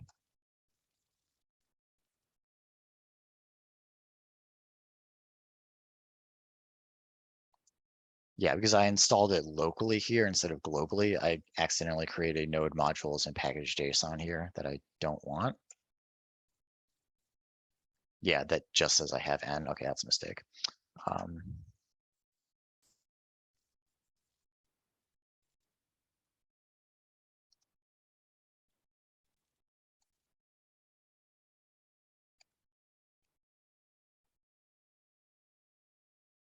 All right, cool. So that's how that project's supposed to look. And so I also showed you before, I was looking through a folder /etc. So this is like kind of one of the low-level system folders. All of the like 3-letter folders that are after slash are kind of like really old Unix folders that have very specific purposes in the system. /etc kind of has lots of like user installed programs or just things that are less core. I guess it's hard to explain. But importantly, this is where Nginx has its configuration hat. So /etc/Nginx. I'm going to cd into there. And then in here, we can see some configuration files. I'm going to look at nginx.conf, which is the, right, actually.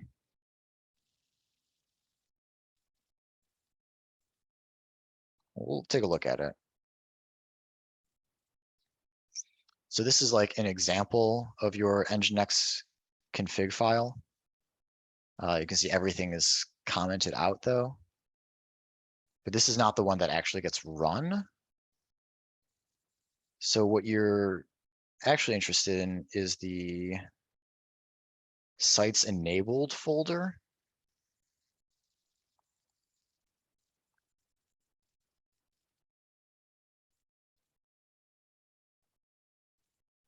Okay, so in sites enabled or /etc nginx sites enabled, this is your actual default config file that this is going to run. And so I'm going to be making some edits to this. So by default, it's got a web server listening on port 80, saying we're going to serve static files from var www.html.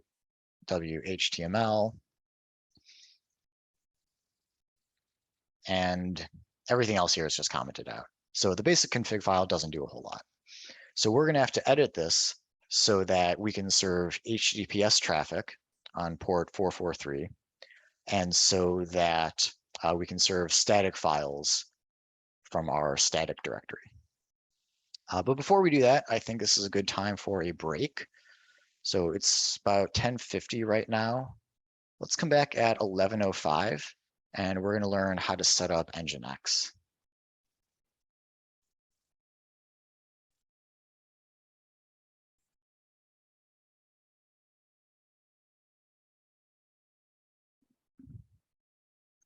All right, let's resume.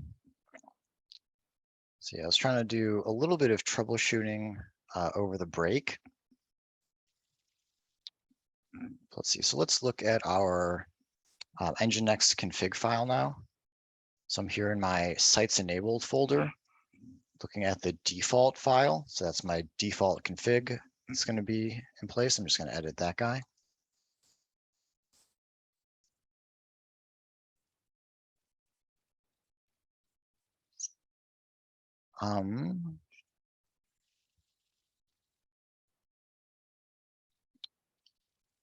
All right, so most of this stuff here, we're not going to need. So let's see this location directive. I don't know what this is. I'm going to get rid of that. But first thing I've got here is location/static. This is how I should be setting up my static file server. So like I was saying before, Django no longer is handling static files at all. We just have to make sure that they're in the right place, that they're in this folder. And now Nginx is going to handle serving these static files. So I'm just telling them, telling Nginx that we have this URL that people might be requesting /static, and that's going to refer to this location on our server /home Ubuntu deployment demo restaurant proj /static.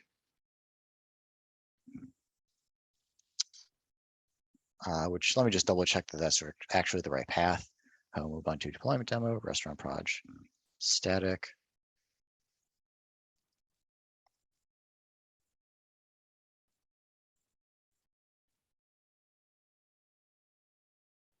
Okay, and there's, so yeah, home Ubuntu deployment demo restaurant proj /static. So that should be the path for it. Dalton, do you have a question? Did that path get created by the initial Git clone you did, like when you were setting this up? Yeah, because I mean, this is just the home folder on the server.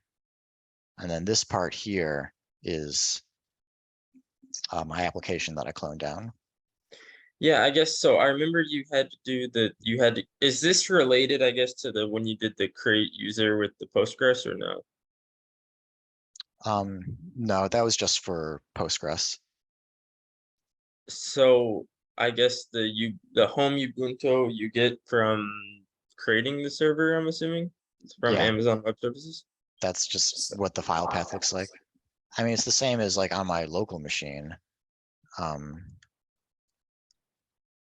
Or I guess it's a little bit different. So users /file server. On the server, it's /home/username. Cool, thank you.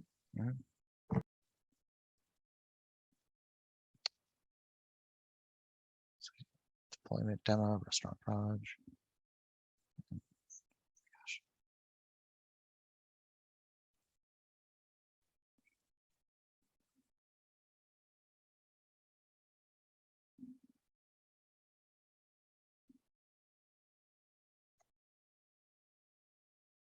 All right, then I'll edit the default file in sites enabled. All right, so I'm pretty sure that this location was correct. Home Ubuntu deployment demo restaurant proj /static. Yeah, that looks good. And then I'm going to add another location here. This is for our main application, so / here.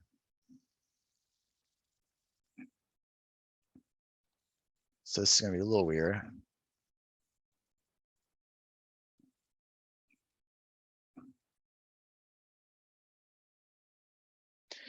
So what this is basically saying is that when we get a request to /, so that's just like the root of our site, Nginx is actually not going to handle it at all. It's just going to pass it right along from the current port to port 9000. So that means that we have to have another server listening at port 9000 that's going to listen to this request and then hand it off to Django. So there's a few steps here, and Nginx is not handling all this for us.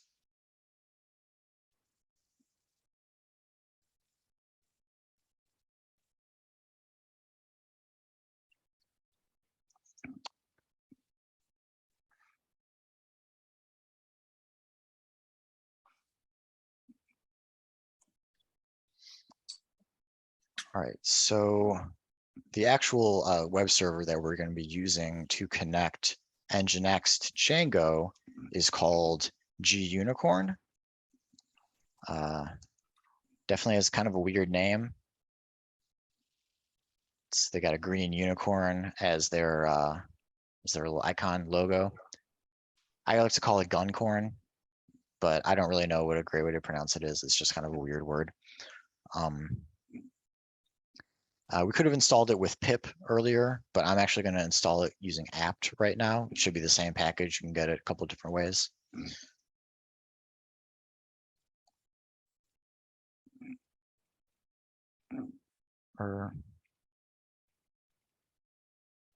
No, actually, I'm going to use pip.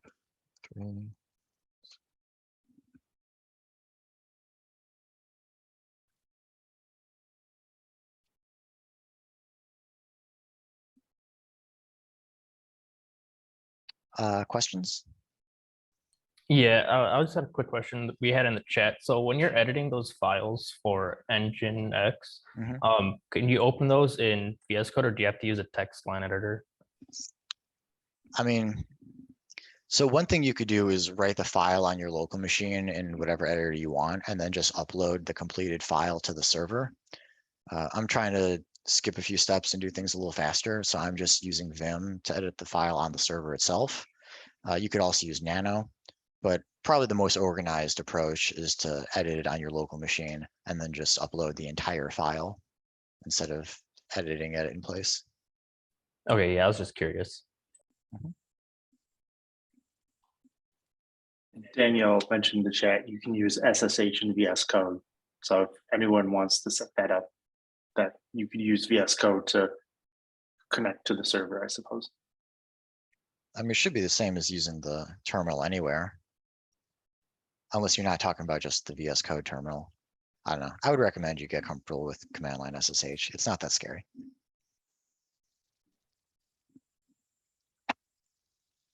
I actually have a question, Raphael. What's up? I'm not very familiar with gunicorn, and I was wondering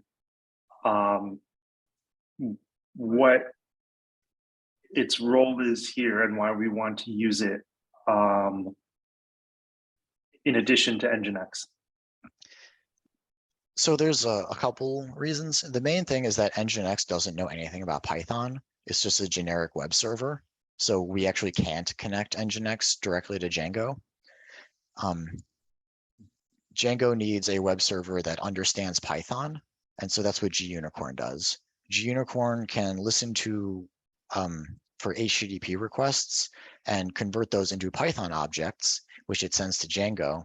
And then it takes the Python objects that Django returns and convert that into an HTTP response that you can send from a server. Also, Python is single-threaded, which is an issue if you're deploying a live web application and you have like multiple people trying to use it at the same time. So what gunicorn can do is it can open multiple copies of your Django web application simultaneously. It can run multiple copies simultaneously, like 3 or 4 of them or whatever, how many cores you have on your machine, so that you can serve multiple users simultaneously. But yeah, gunicorn isn't really fit to be a public web server. Like it doesn't handle static files very well. So we have to combine gunicorn with Nginx in order to deploy our Django application. And this is a pretty conventional setup. Generally, if you Google about deploying Django applications, most people are using these 2 tools together. Got it. That makes a lot of sense. Thank you. Yeah, and that's a cool setup to see. And just to add what you're saying, using a web server like Nginx to be the front end is definitely a common approach, because we can just do all sorts of stuff with it. And I've definitely seen using Nginx to serve static file assets used in other places. Sorry, I'm veering a little bit, but that made a lot of sense. Yeah, and just to recap, we want to use gunicorn because gunicorn can talk to Django and Nginx can't. So the gunicorn web server can take that HTTP request, turn it into a Python dictionary or object, and pass it into our Django code. And then gunicorn also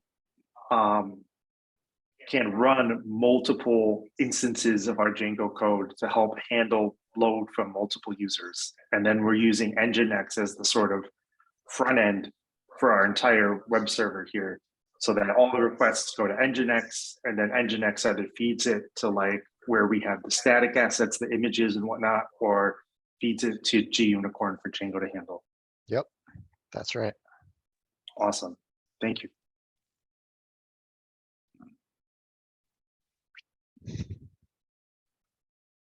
All right, so I installed gunicorn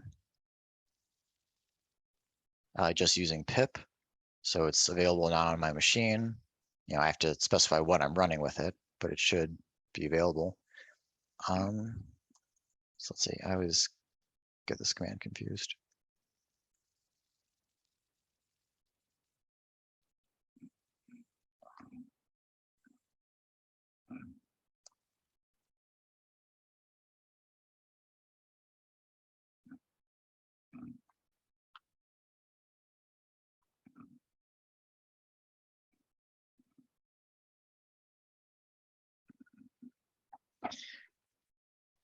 So you might have remembered when we were learning Django initially, there were those WSGI files that we pointed out, but we said like, oh, you don't have to worry about that.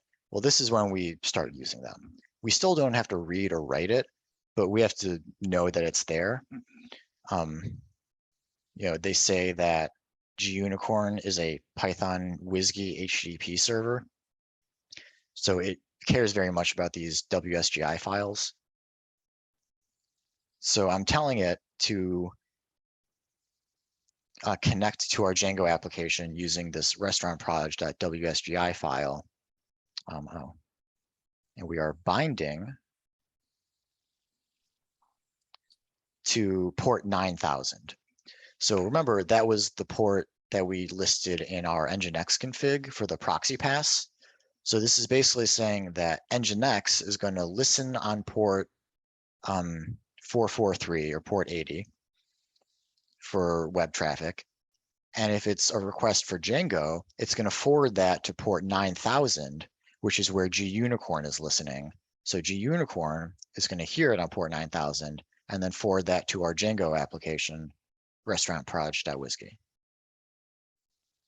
Okay, so I think that actually worked. Hold on, I'm just kind of paranoid.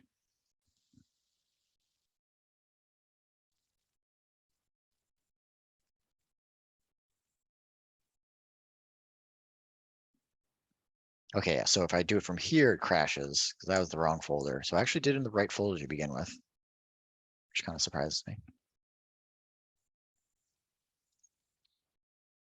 All right, so it looks like it's binding. If we've done everything right, I should be running our application now.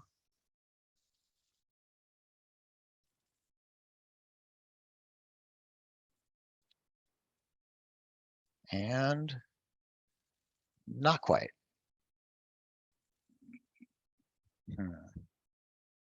Okay, so it seems something is not configured correctly. So first, let's just try restarting Nginx. That's never a bad thing to try. So you might remember that we were running like Postgres and other things locally using brew services. So we have something similar on our Linux servers here. There's a service command. I'm going to do sudo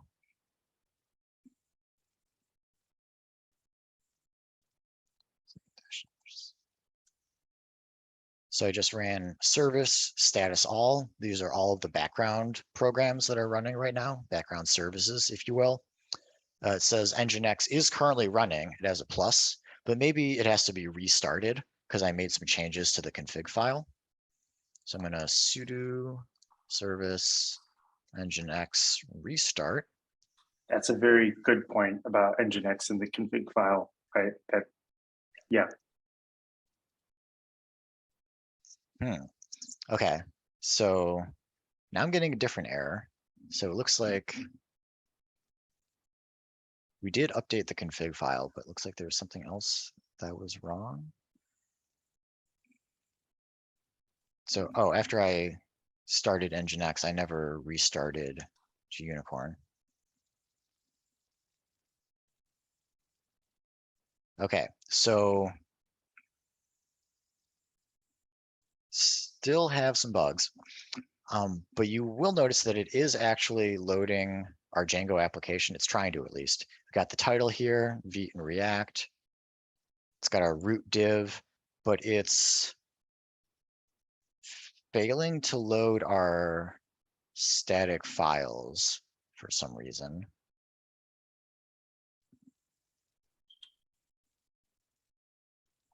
Port? Could it be a port thing?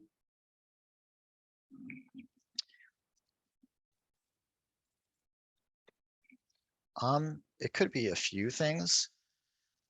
So one thing that I'm kind of wondering about is if we're getting in trouble with this CSRF trusted origins.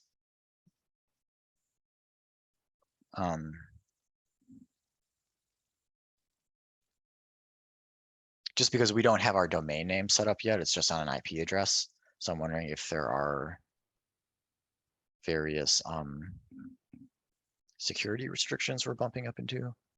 Got it.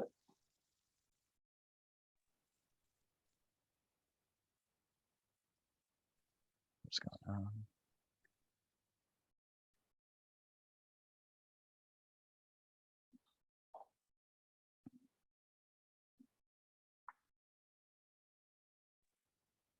Would it have anything to do with the SSL certificate or lack of it?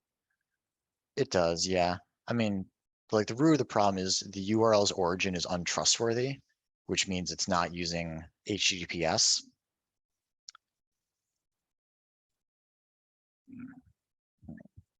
So yeah, it might be hard for me to show you anything until everything is set up.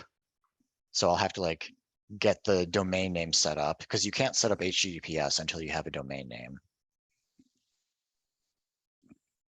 So I would like to do this demo incrementally where I just show you the plain HTTP version and then the HTTPS version. But I think Django is possibly going to give us some headaches. So we're just going to get it all set up and then run it once it's all set up correctly. is it the static assets that I'm wondering if there's a way to allow HTTP for static assets, but I feel like you have a better read on it because I kind of have some of the pieces in my head, but not the whole thing. It's certainly the immediate problem is about the static assets. Because it's loading like the main Django application. It's just the static file server isn't working. So I need to debug that. But let's get the other pieces in place, and that might just fix our problem on its own. Sounds good. And that's always nice if like just doing the other part of the work makes our life easier for debugging or makes the problem go away. That's even better. I mean, generally, I would rather like do the lower level things first and make sure that those are set up correctly before moving on to the higher level things. But I don't think Django is going to make it easy for me to do that. So let's get a domain name set up. Going to go back to AWS, and we're going to go away from our EC2 dashboard.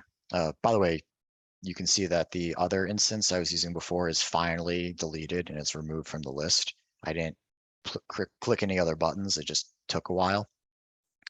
But we're going to go do a different service called Route 53. So Route 53 is where you can set up DNS records within AWS. And you can also buy domain names. So let's see. So if I was doing this, for the first time, I would register a domain. So they give this little search bar here. So you can search for URLs. Someone has already taken migratewebsite.com, but I can, get these similar URLs and buy them for pretty affordable prices. It's just an annual price, so it's definitely going to be a much smaller fee than what you pay for the rest of your application, I'd say. But I was saying I already have a domain that I bought.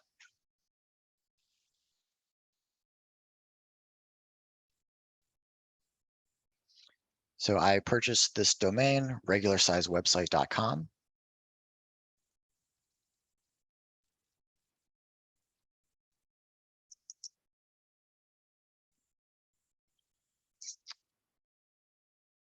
And then I'm going to manage DNS for it.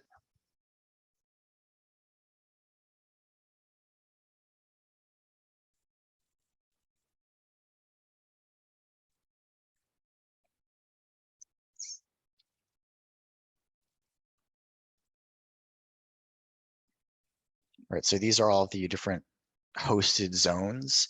A zone is a set of DNS records that are intended for like one application, basically. So I can have a bunch of DNS records relating to this one website, and they'll all be grouped together here. But I was going to create like another website that would have their own set of DNS records. So I'm going to go to my records for regular size website. This was from the previous time I did the demo, so I'm going to just delete that.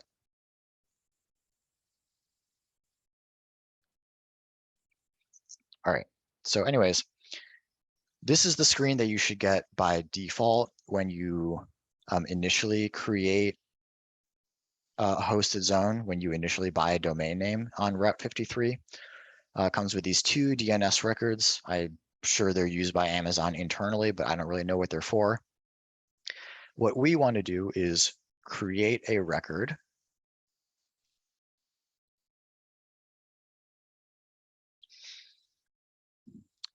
So first we get to choose a subdomain.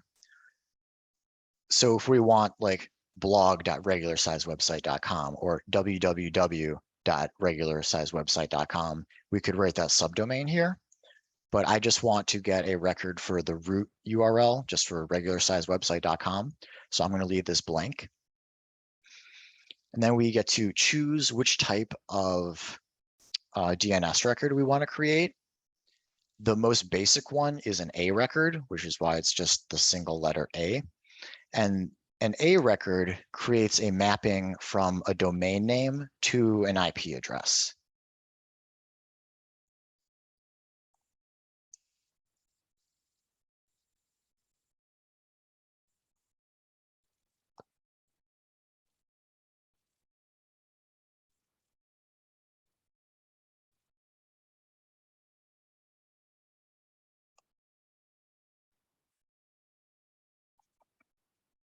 So this is the basic way that we tell Amazon like which domain names correspond to which servers.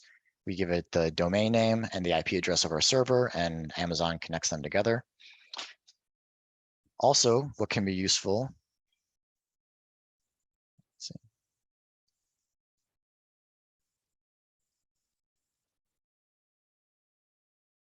A CNAME record maps a domain name to another domain name. So this is like, you might have a CNAME record that goes from www, or no. So you might have a CNAME record that goes from google.com to www.google.com. So that whenever someone types in google.com, like that's a valid, way to type in our URL, but we don't want that to be the official name. So when they type that in, it automatically like replaces it and like redirects them to www.google.com. I just actually checked because I got curious, and NewYorkTimes.com redirects to NYTimes.com. Interesting. That would probably, I'm guessing that's another CNAME record. Yeah. And so you could do that with multiple A records, just have a bunch of A records saying that a few different domain names point to the same IP address. But it's better to have a CNAME record, so you can have one A record that points to the IP address, and then a bunch of other CNAME records that point like different versions of your name to that one A record.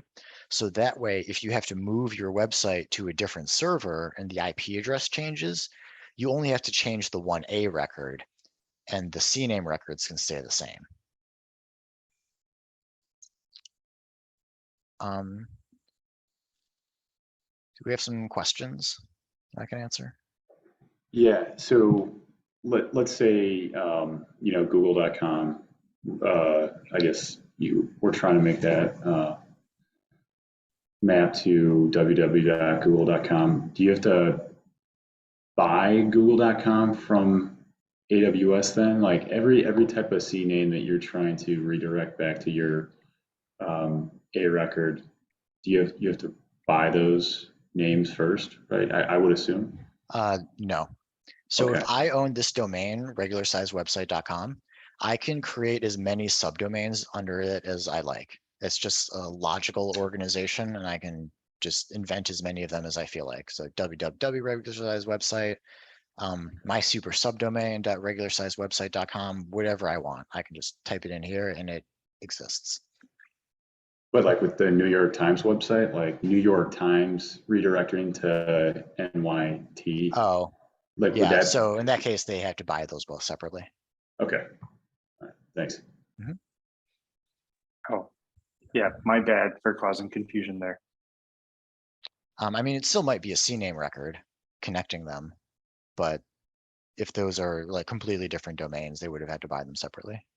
Yeah, you're totally right. I forgot about that. All right, so we're creating an A record. And then the value is just the IP address of our server. So actually grab that really quick.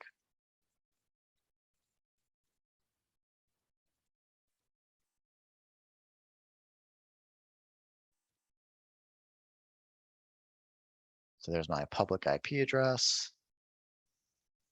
So then the value, it's just the IP of the server. So now this should be connecting regularsizewebsite.com to this IP address. I'm going to keep all these other settings at their default values, create the records. So now I've got an A record for a regular size website that routes traffic to here. And now we have to wait. Oh, what's this? Propagates changes within 60 seconds. Wow.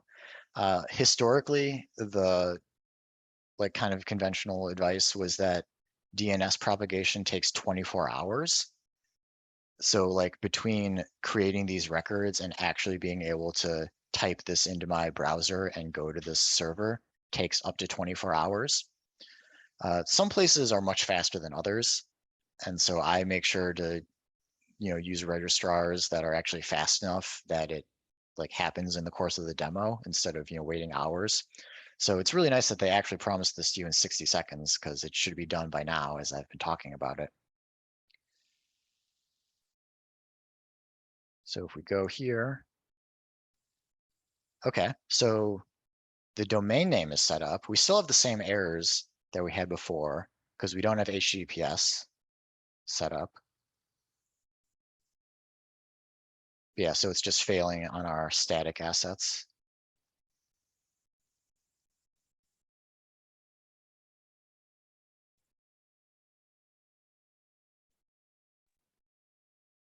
I'm wondering if looking at the server, the Nginx config could be helpful. I mean, it could be, but this is the same config I used last time. So, And this is also just my lack of familiarity too. but I mean, generally speaking, that is a good inclination, like look at the config file.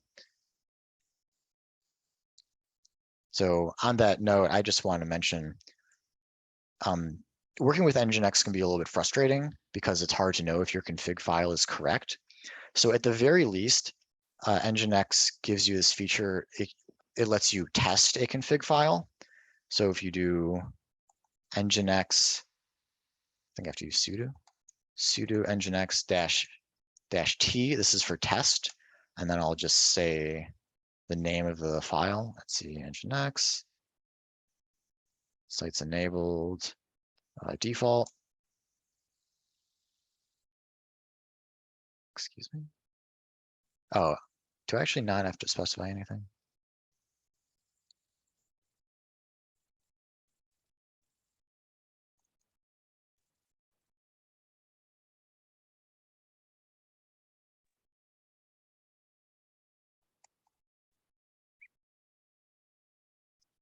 Is it?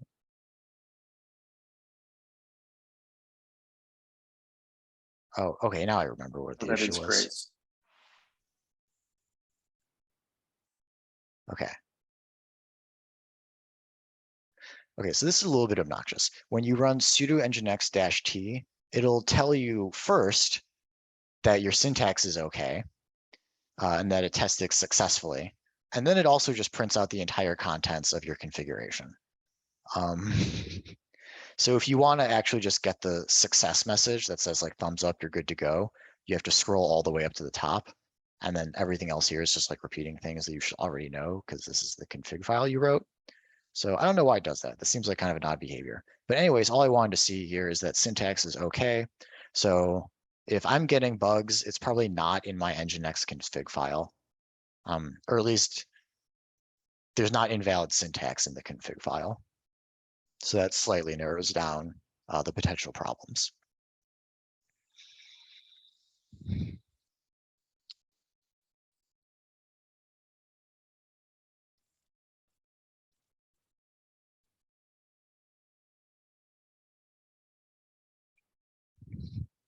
Okay, so I've got the domain name set up. The last bit of server setup is SSL or TLS. Excuse me. Which are honestly kind of the same thing. So, well, before I spoil it for y'all, can anyone tell me what the difference is, or anything you know actually about SSL and or TLS? I know SSL stands for Secure Socket Layer. It does. That's it. Cool, good start. Anybody else have any prior knowledge? Can anyone tell me what the difference is between them?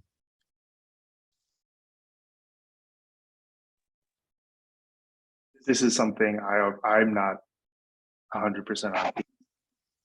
Okay.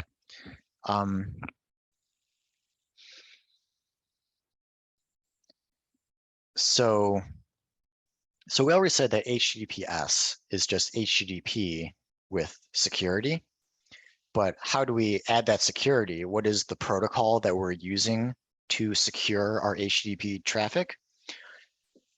So that protocol was originally called SSL.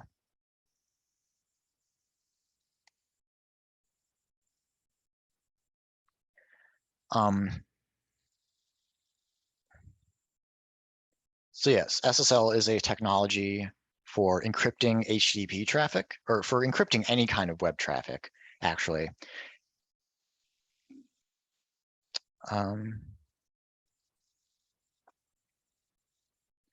And when you apply SSL to HTTP, it's called HTTPS.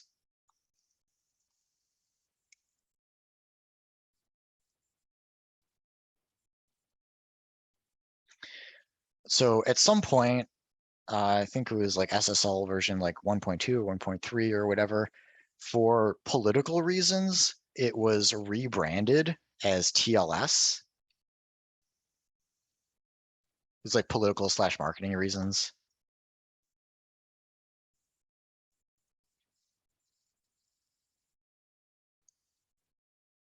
So TLS stands for Transport Layer Security, which is a different acronym, but it's really just like kind of the same words that mean the same thing. So it's just like for marketing reasons, they had to rename it to something that was technically not the same name. But these two terms, SSL and TLS, refer to the same technology. So today, actual SSL is not used anywhere anymore. All HTTPS is done with TLS because that's just the modern version of it. But people still use the term SSL just because it sounds better. Like Ssl Certificate just sounds kind of cool and legitimate, whereas like TLS Certificate just sounds a little bit nerdier, and I don't like it. I don't know why.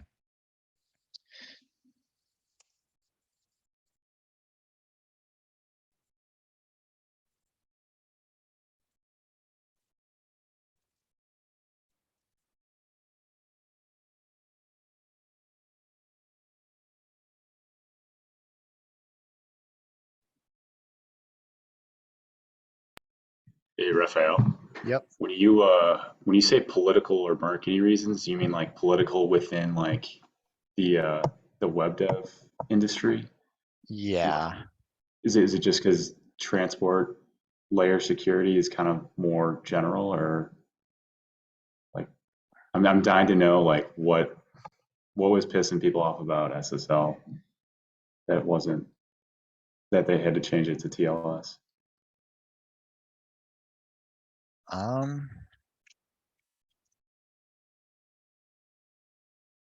This isn't really important. I could Google it, I guess. So SSL was built by Netscape. I think it might have just been like a desire to get away from some specific company and make it a more like generic open technology. Let's see, history and development.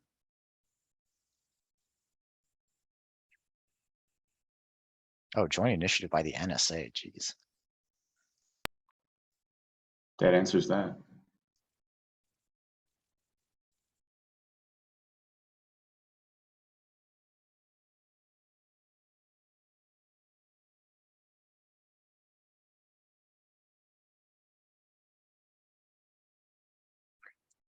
The renaming from SSL to TLS were a face-saving gesture to Microsoft. So wouldn't look like the IETF was just rubber stamping Netscape's protocol.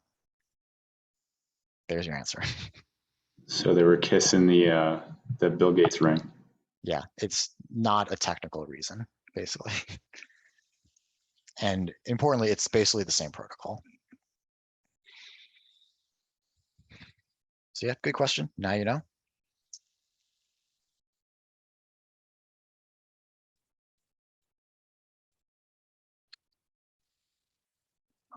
Okay, so yeah, we would like to request a SSL certificate so that we can prove to our visitors that our website is legitimate. And so they know that we're not like snooping on their traffic, or well, I mean, we're snooping on their traffic because they're sending it directly to us, but that no one else on the internet is able to snoop on their traffic. So historically, this has been kind of a pain in the butt to do, just because it wasn't free and some of them were like cheaper, but a little bit sketchy. And so it wasn't really clear like how to get your certificates and how to install them. And so just for all the hassle in buying them and using them, many people didn't use SSL certificates. But there are some people nowadays who don't think that's acceptable, who believe that every website should use SSL. And so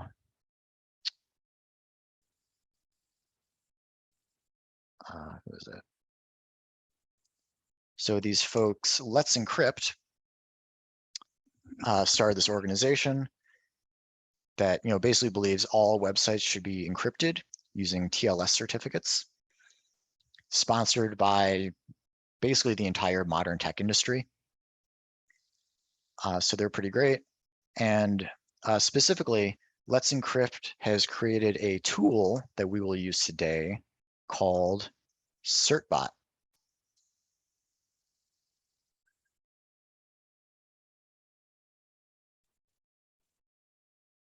Oh yeah, so also hosted by the EFF, Electronic Frontier Foundation. They're basically like the ACLU of the internet, just protecting everyone's right to free speech and open source and all that good stuff. So I really love Certbot. This is probably my favorite tool of like all modern software tools that I've seen created in like the last 5 or 10 years. It's very simple and it just works. It's delightful. So they're kind of assuming that you like barely know what you're doing here. So, we want to get our site on HTTPS. Great. So let's tell them a little bit about our system here. Our website is running Nginx. They already know about Nginx because it's such a common web server on Ubuntu. I think our version of Ubuntu is actually newer than this, but should be fine.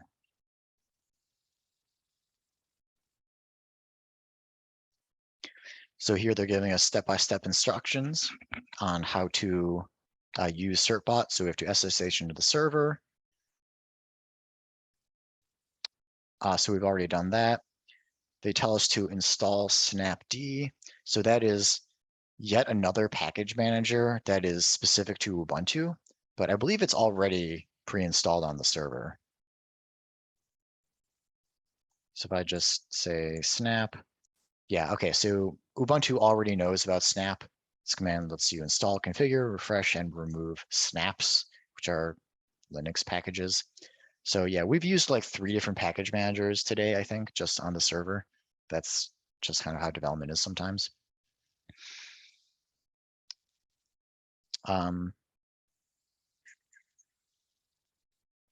So might as well just make sure that my version is up to date though, just in case. So just pasting the code snippet they're giving me here, kind of trusting that these people aren't going to hack me. Cool. So this is saying to remove anything you did previously, but I have not set up Certbot here before with an older version of it, so that's not relevant.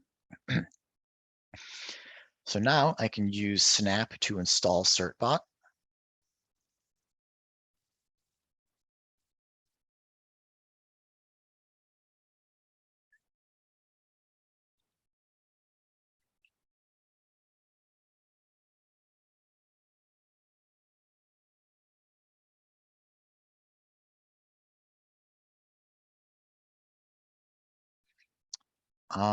So this is just kind of making an alias for the command. Not 100% sure why this is necessary, but I guess the place where it installs by default isn't a place where it's actually very accessible. So this is kind of copying it to another location. But again, just going to paste that in there.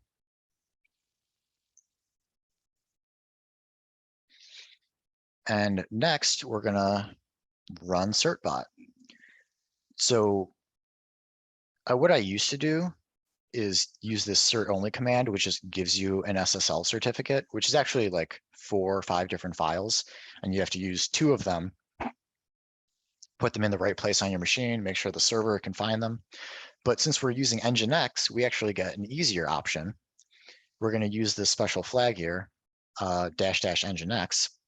And since Certbot knows about this web server, it's able to create our certificates and just automatically put them in the right place. So we don't have to think very hard about handling our certificates manually. So I'm just going to run that command, sudo certbot --Nginx. It's going to ask me for my email address in case there's some problem with the website and someone has to contact me.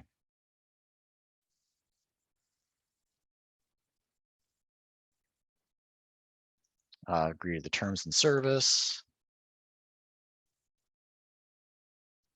Marketing emails, I do not want these. I appreciate though that they don't put you on the mailing list until you've successfully used the tool though, which is nice. And now you enter the domain names that you want to be covered under this certificate. So I purchased the domain name regular-size-website.com. Did I spell that right? Pretty sure.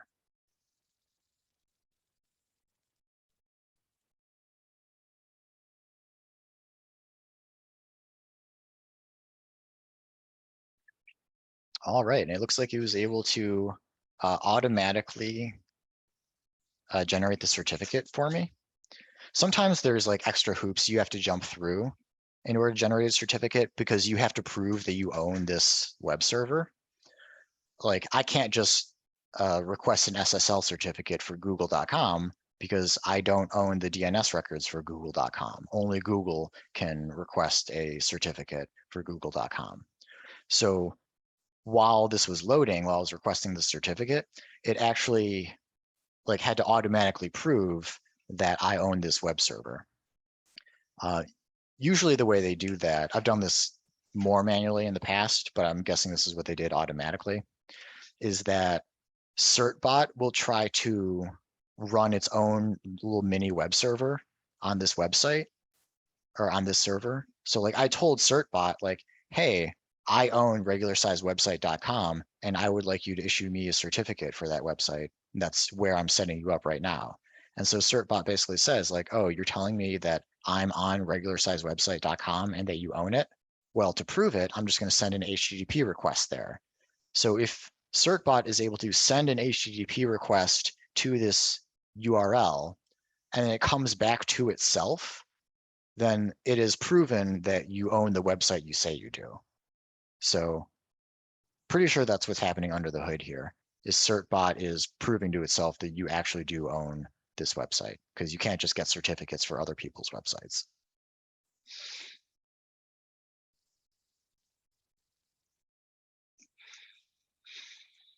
Okay, so now that I've generated that certificate, I'm going to look at my Nginx config one more time.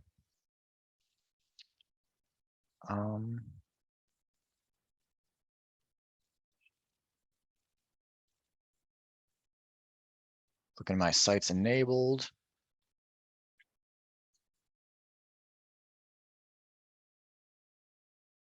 Okay, and so now there's this extra section at the bottom here that whatchamacallit, that Certbot added. Oh yeah, it even says here, managed by Certbot. So like this top declaration here, this is just for port 80. So the HTTP traffic is handled by this block over here. That was what I set up initially. But then when I set up HTTPS using Certbot, it basically copied that top block into this bottom block, except that this version is for HTTPS traffic.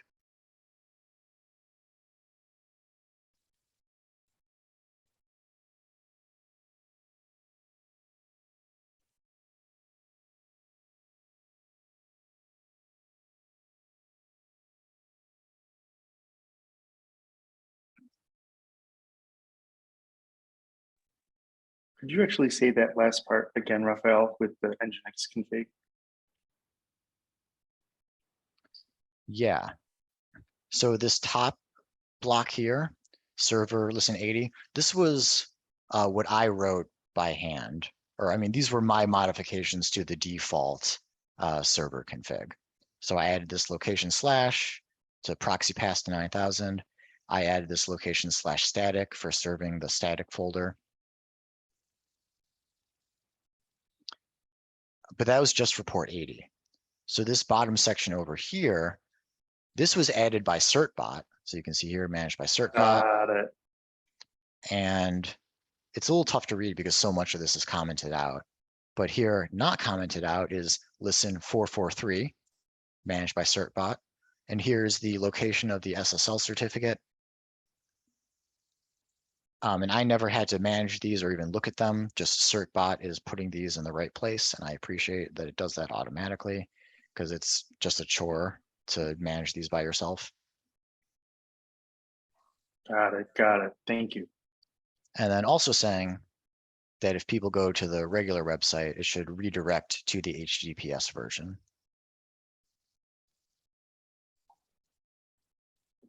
Got it. Thank you. That's cool that Certbot updates our Nginx config.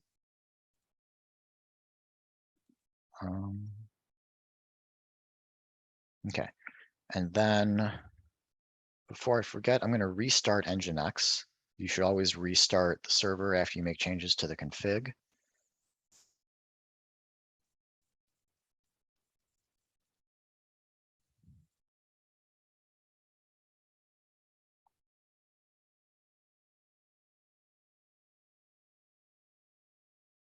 So I just ran status on Nginx, service Nginx status. So got a green dot, so it tells me it is running in the background. So I think we are good to go.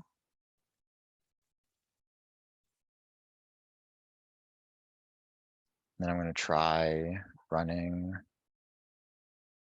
Unicorn again. So in theory, we've got HTTPS, we've got our domain name. Should be able to go to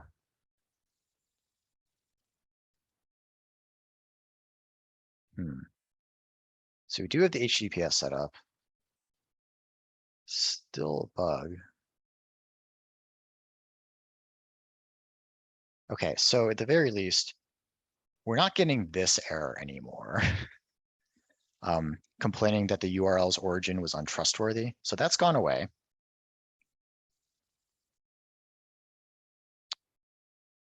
But we're still getting these forbidden errors on the static files.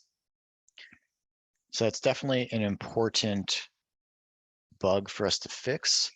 And I think it's maybe not going to happen this morning. So given that it's 2 minutes to 12, I think we're going to pause now. I'm only going to let you go to lunch. And I'm going to try to do some debugging over the next couple hours. And we're going to hopefully reconvene this afternoon. I'm going to show you how to actually get the static files down. Definitely the static files are way more of a hassle than I think they should be. But on that note, I'm a little disappointed that I didn't get to show you the front end loading in here. So there's still just that one last step we're missing. But do people have any questions about what we covered so far today? See, there's a bit of activity in the chat.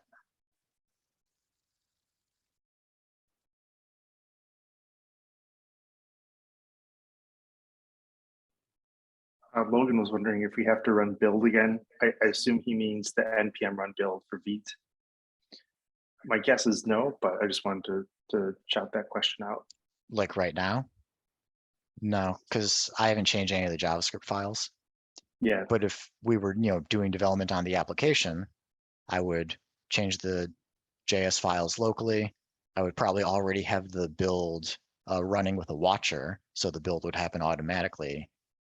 And then I would commit that build code, push it to GitHub, pull it down on the server, and then just restart everything. Got a question about SSL or the certificate authorities.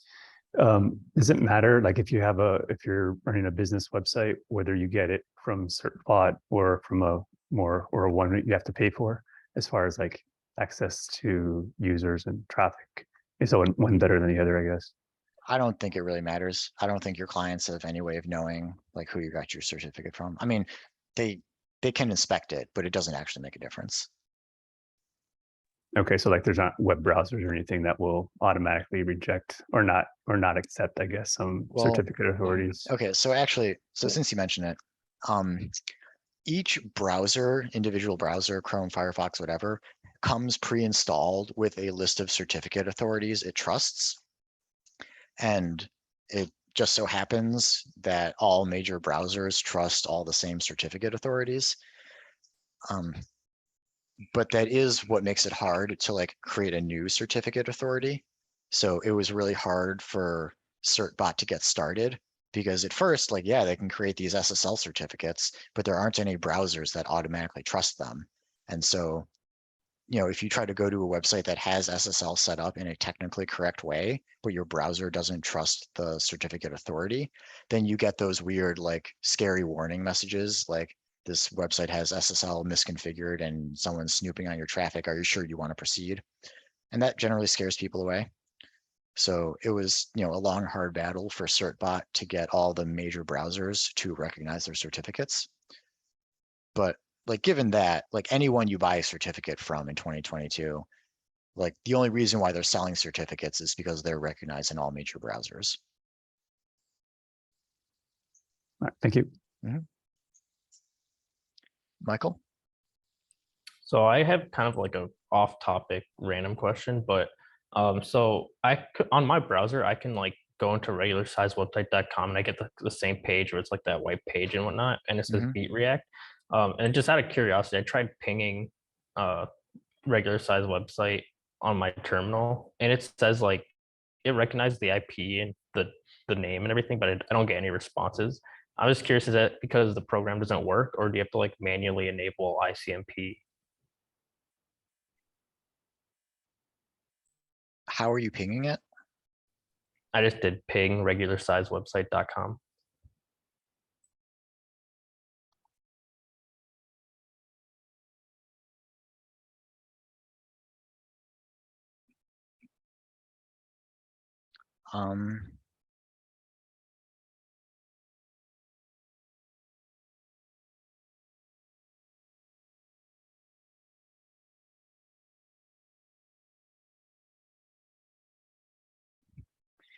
Yeah, the issue I think is just about the ports.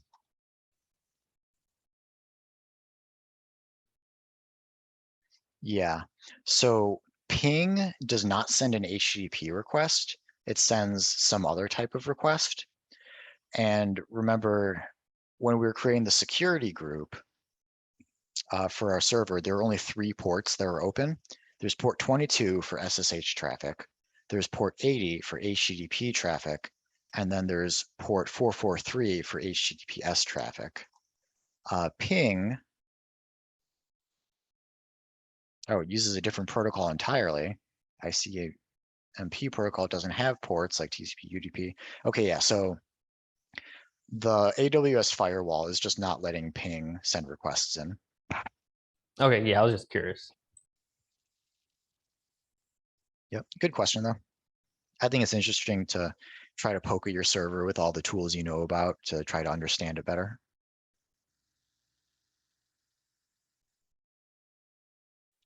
What other questions have we got?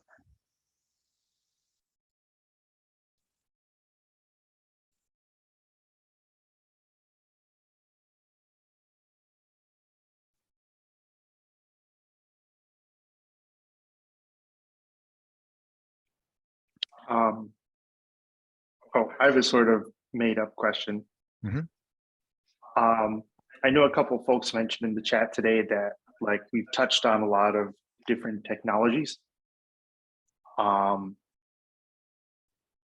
My first thought was today is really more about like a high level overview of these different pieces and the walkthrough of how to deploy, and not to worry too much about the specifics of each step because we've covered a lot of ground. But I just wonder if you have any thoughts on that, because there are a lot of moving parts that we're looking at and that you need to deploy in this fashion.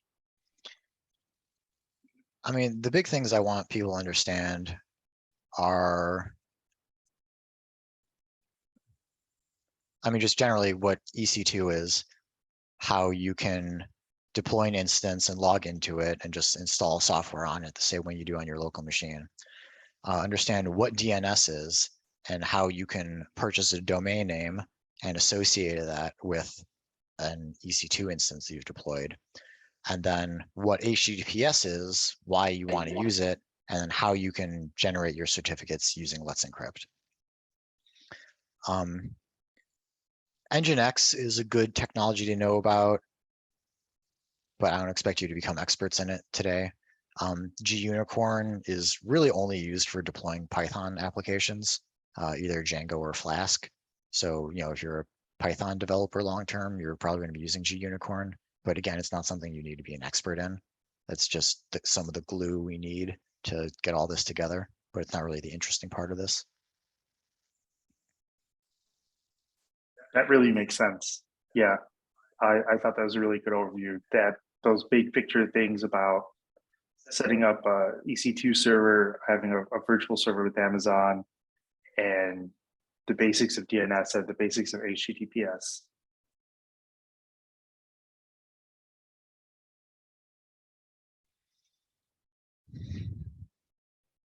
I concur with what you were saying, Raphael, at the beginning of this lesson. This is like really good stuff. And it is cool to see under the hood about deployment, as opposed to using a tool like Heroku, which often you run into issues anyway. It's just good to know that this stuff is there. Definitely not expecting anyone to master Nginx or Gunicorn today or anything like that. Yeah, I really do not have a high opinion of Heroku.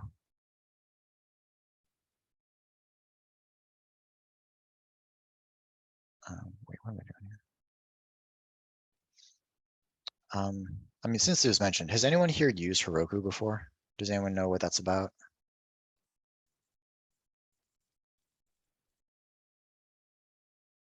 I have. Can you tell us what Heroku is to you? Yeah, totally. Let me see, actually, what's their website look like? Their website isn't so helpful. I don't have, Heroku basically does maybe 50% of the work that we've gone through today for us. Instead of creating an AWS virtual server and installing things and some of the configuration we've done, Heroku does a lot of that work for us. And its vision is to make deployment as close to like a one-click process as possible. I haven't used it a ton. I probably haven't run into some of the issues that you have with it. I think it can simplify the process. However, deployment, generally speaking, always has some rough edges, and you often have to end up going under the hood. So even with a powerful tool like Heroku, you would like, maybe the version of Node has something funny with it, or they haven't, there's just always something that comes up. So it is really good to see this stuff, regardless of whether you deploy this way in the future or use a tool like Heroku. Yeah, those are my first thoughts. So yeah, Heroku is a service for deploying web applications. The idea is that they don't actually let you directly log into the server and configure it however you want. It's like you just hand them your application and then they deploy it for you. So in theory, it's supposed to save you from knowing like all the things I taught you today. But in my opinion, it's still kind of complicated, kind of tricky. It's just that you have to read their docs to figure out how their infrastructure works and all of their naming conventions and their default settings and assumptions and quirks or whatever, instead of learning like industry standard stuff like about SSH and Route 53 SSL, whatever. So it's like really common in boot camps because they have these slick tutorials and they promise it's going to make things easy. In my opinion, it does not make things easy. It's just like they teach it at boot camps, and those boot campers teach it to other boot campers, but it's like not actually professionally used. Like this is not a professional skill using Heroku. Nobody cares if you put this on your resume. Whereas like just putting AWS EC2, like you made some crappy little hello world on EC2, that's still really cool because you did something with EC2.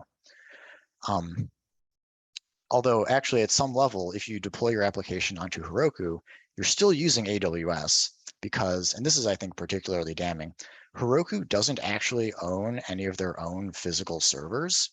All Heroku applications are actually deployed on AWS. So if you give Heroku money to deploy an application, they're just like taking that money, putting half of it in their pockets, and then giving half of it to AWS to deploy your application.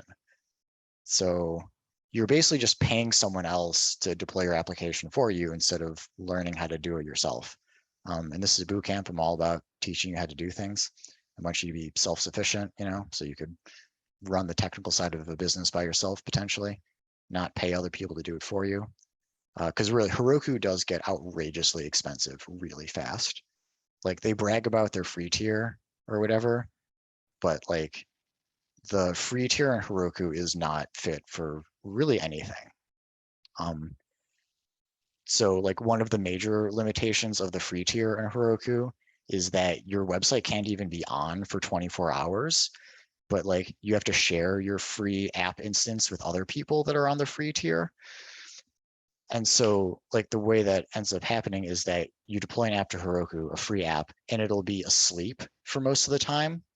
And then if somebody actually sends a request to it, then it has to boot up on demand for that request. But it can like take a minute or two if someone sends it a request when no one was using it previously, which is actually terrible for a portfolio site because like if you want to tell someone like, oh, check out my websites over on Heroku, like you probably don't have tons of traffic there every day. The person that you just randomly told to check out your site is probably the first person to go there in a few hours, which means that it's going to take them like a minute to load the page. And they're going to think like, wow, this person built a really slow application. They're maybe not a very good web developer. So like the free tier just, I think, makes a very bad first impression if you build your apps there. And if you want to get off the free tier, you're going to pay an arm and a leg for it. So you should just bite the bullet and use AWS to begin with. That's my opinion.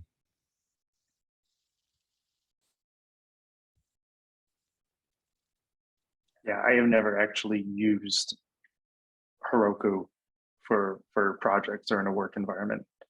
It's been more like I've used it when like learning stuff. I've definitely heard that about pricing. And you make a really good point that being able to say, hey, I deployed on AWS EC2 and I set up an Nginx config is going to be a huge plus with employers, and like they're not going to worry about how deep you went into that Nginx config, because just knowing that Nginx exists and having used it is a plus. And as you can see, there's just a lot of moving parts. So I think you're bang on, Raphael, about the value of the stuff that we're looking at today relative. Yeah, thanks. All right, so yeah, we're going a little bit over into lunch now. So I'm gonna take a last call for questions. Any final questions before we break? Okay, I guess not. So thank you everybody for coming to my lecture. Hope you enjoyed it, or at least the parts of it that worked successfully.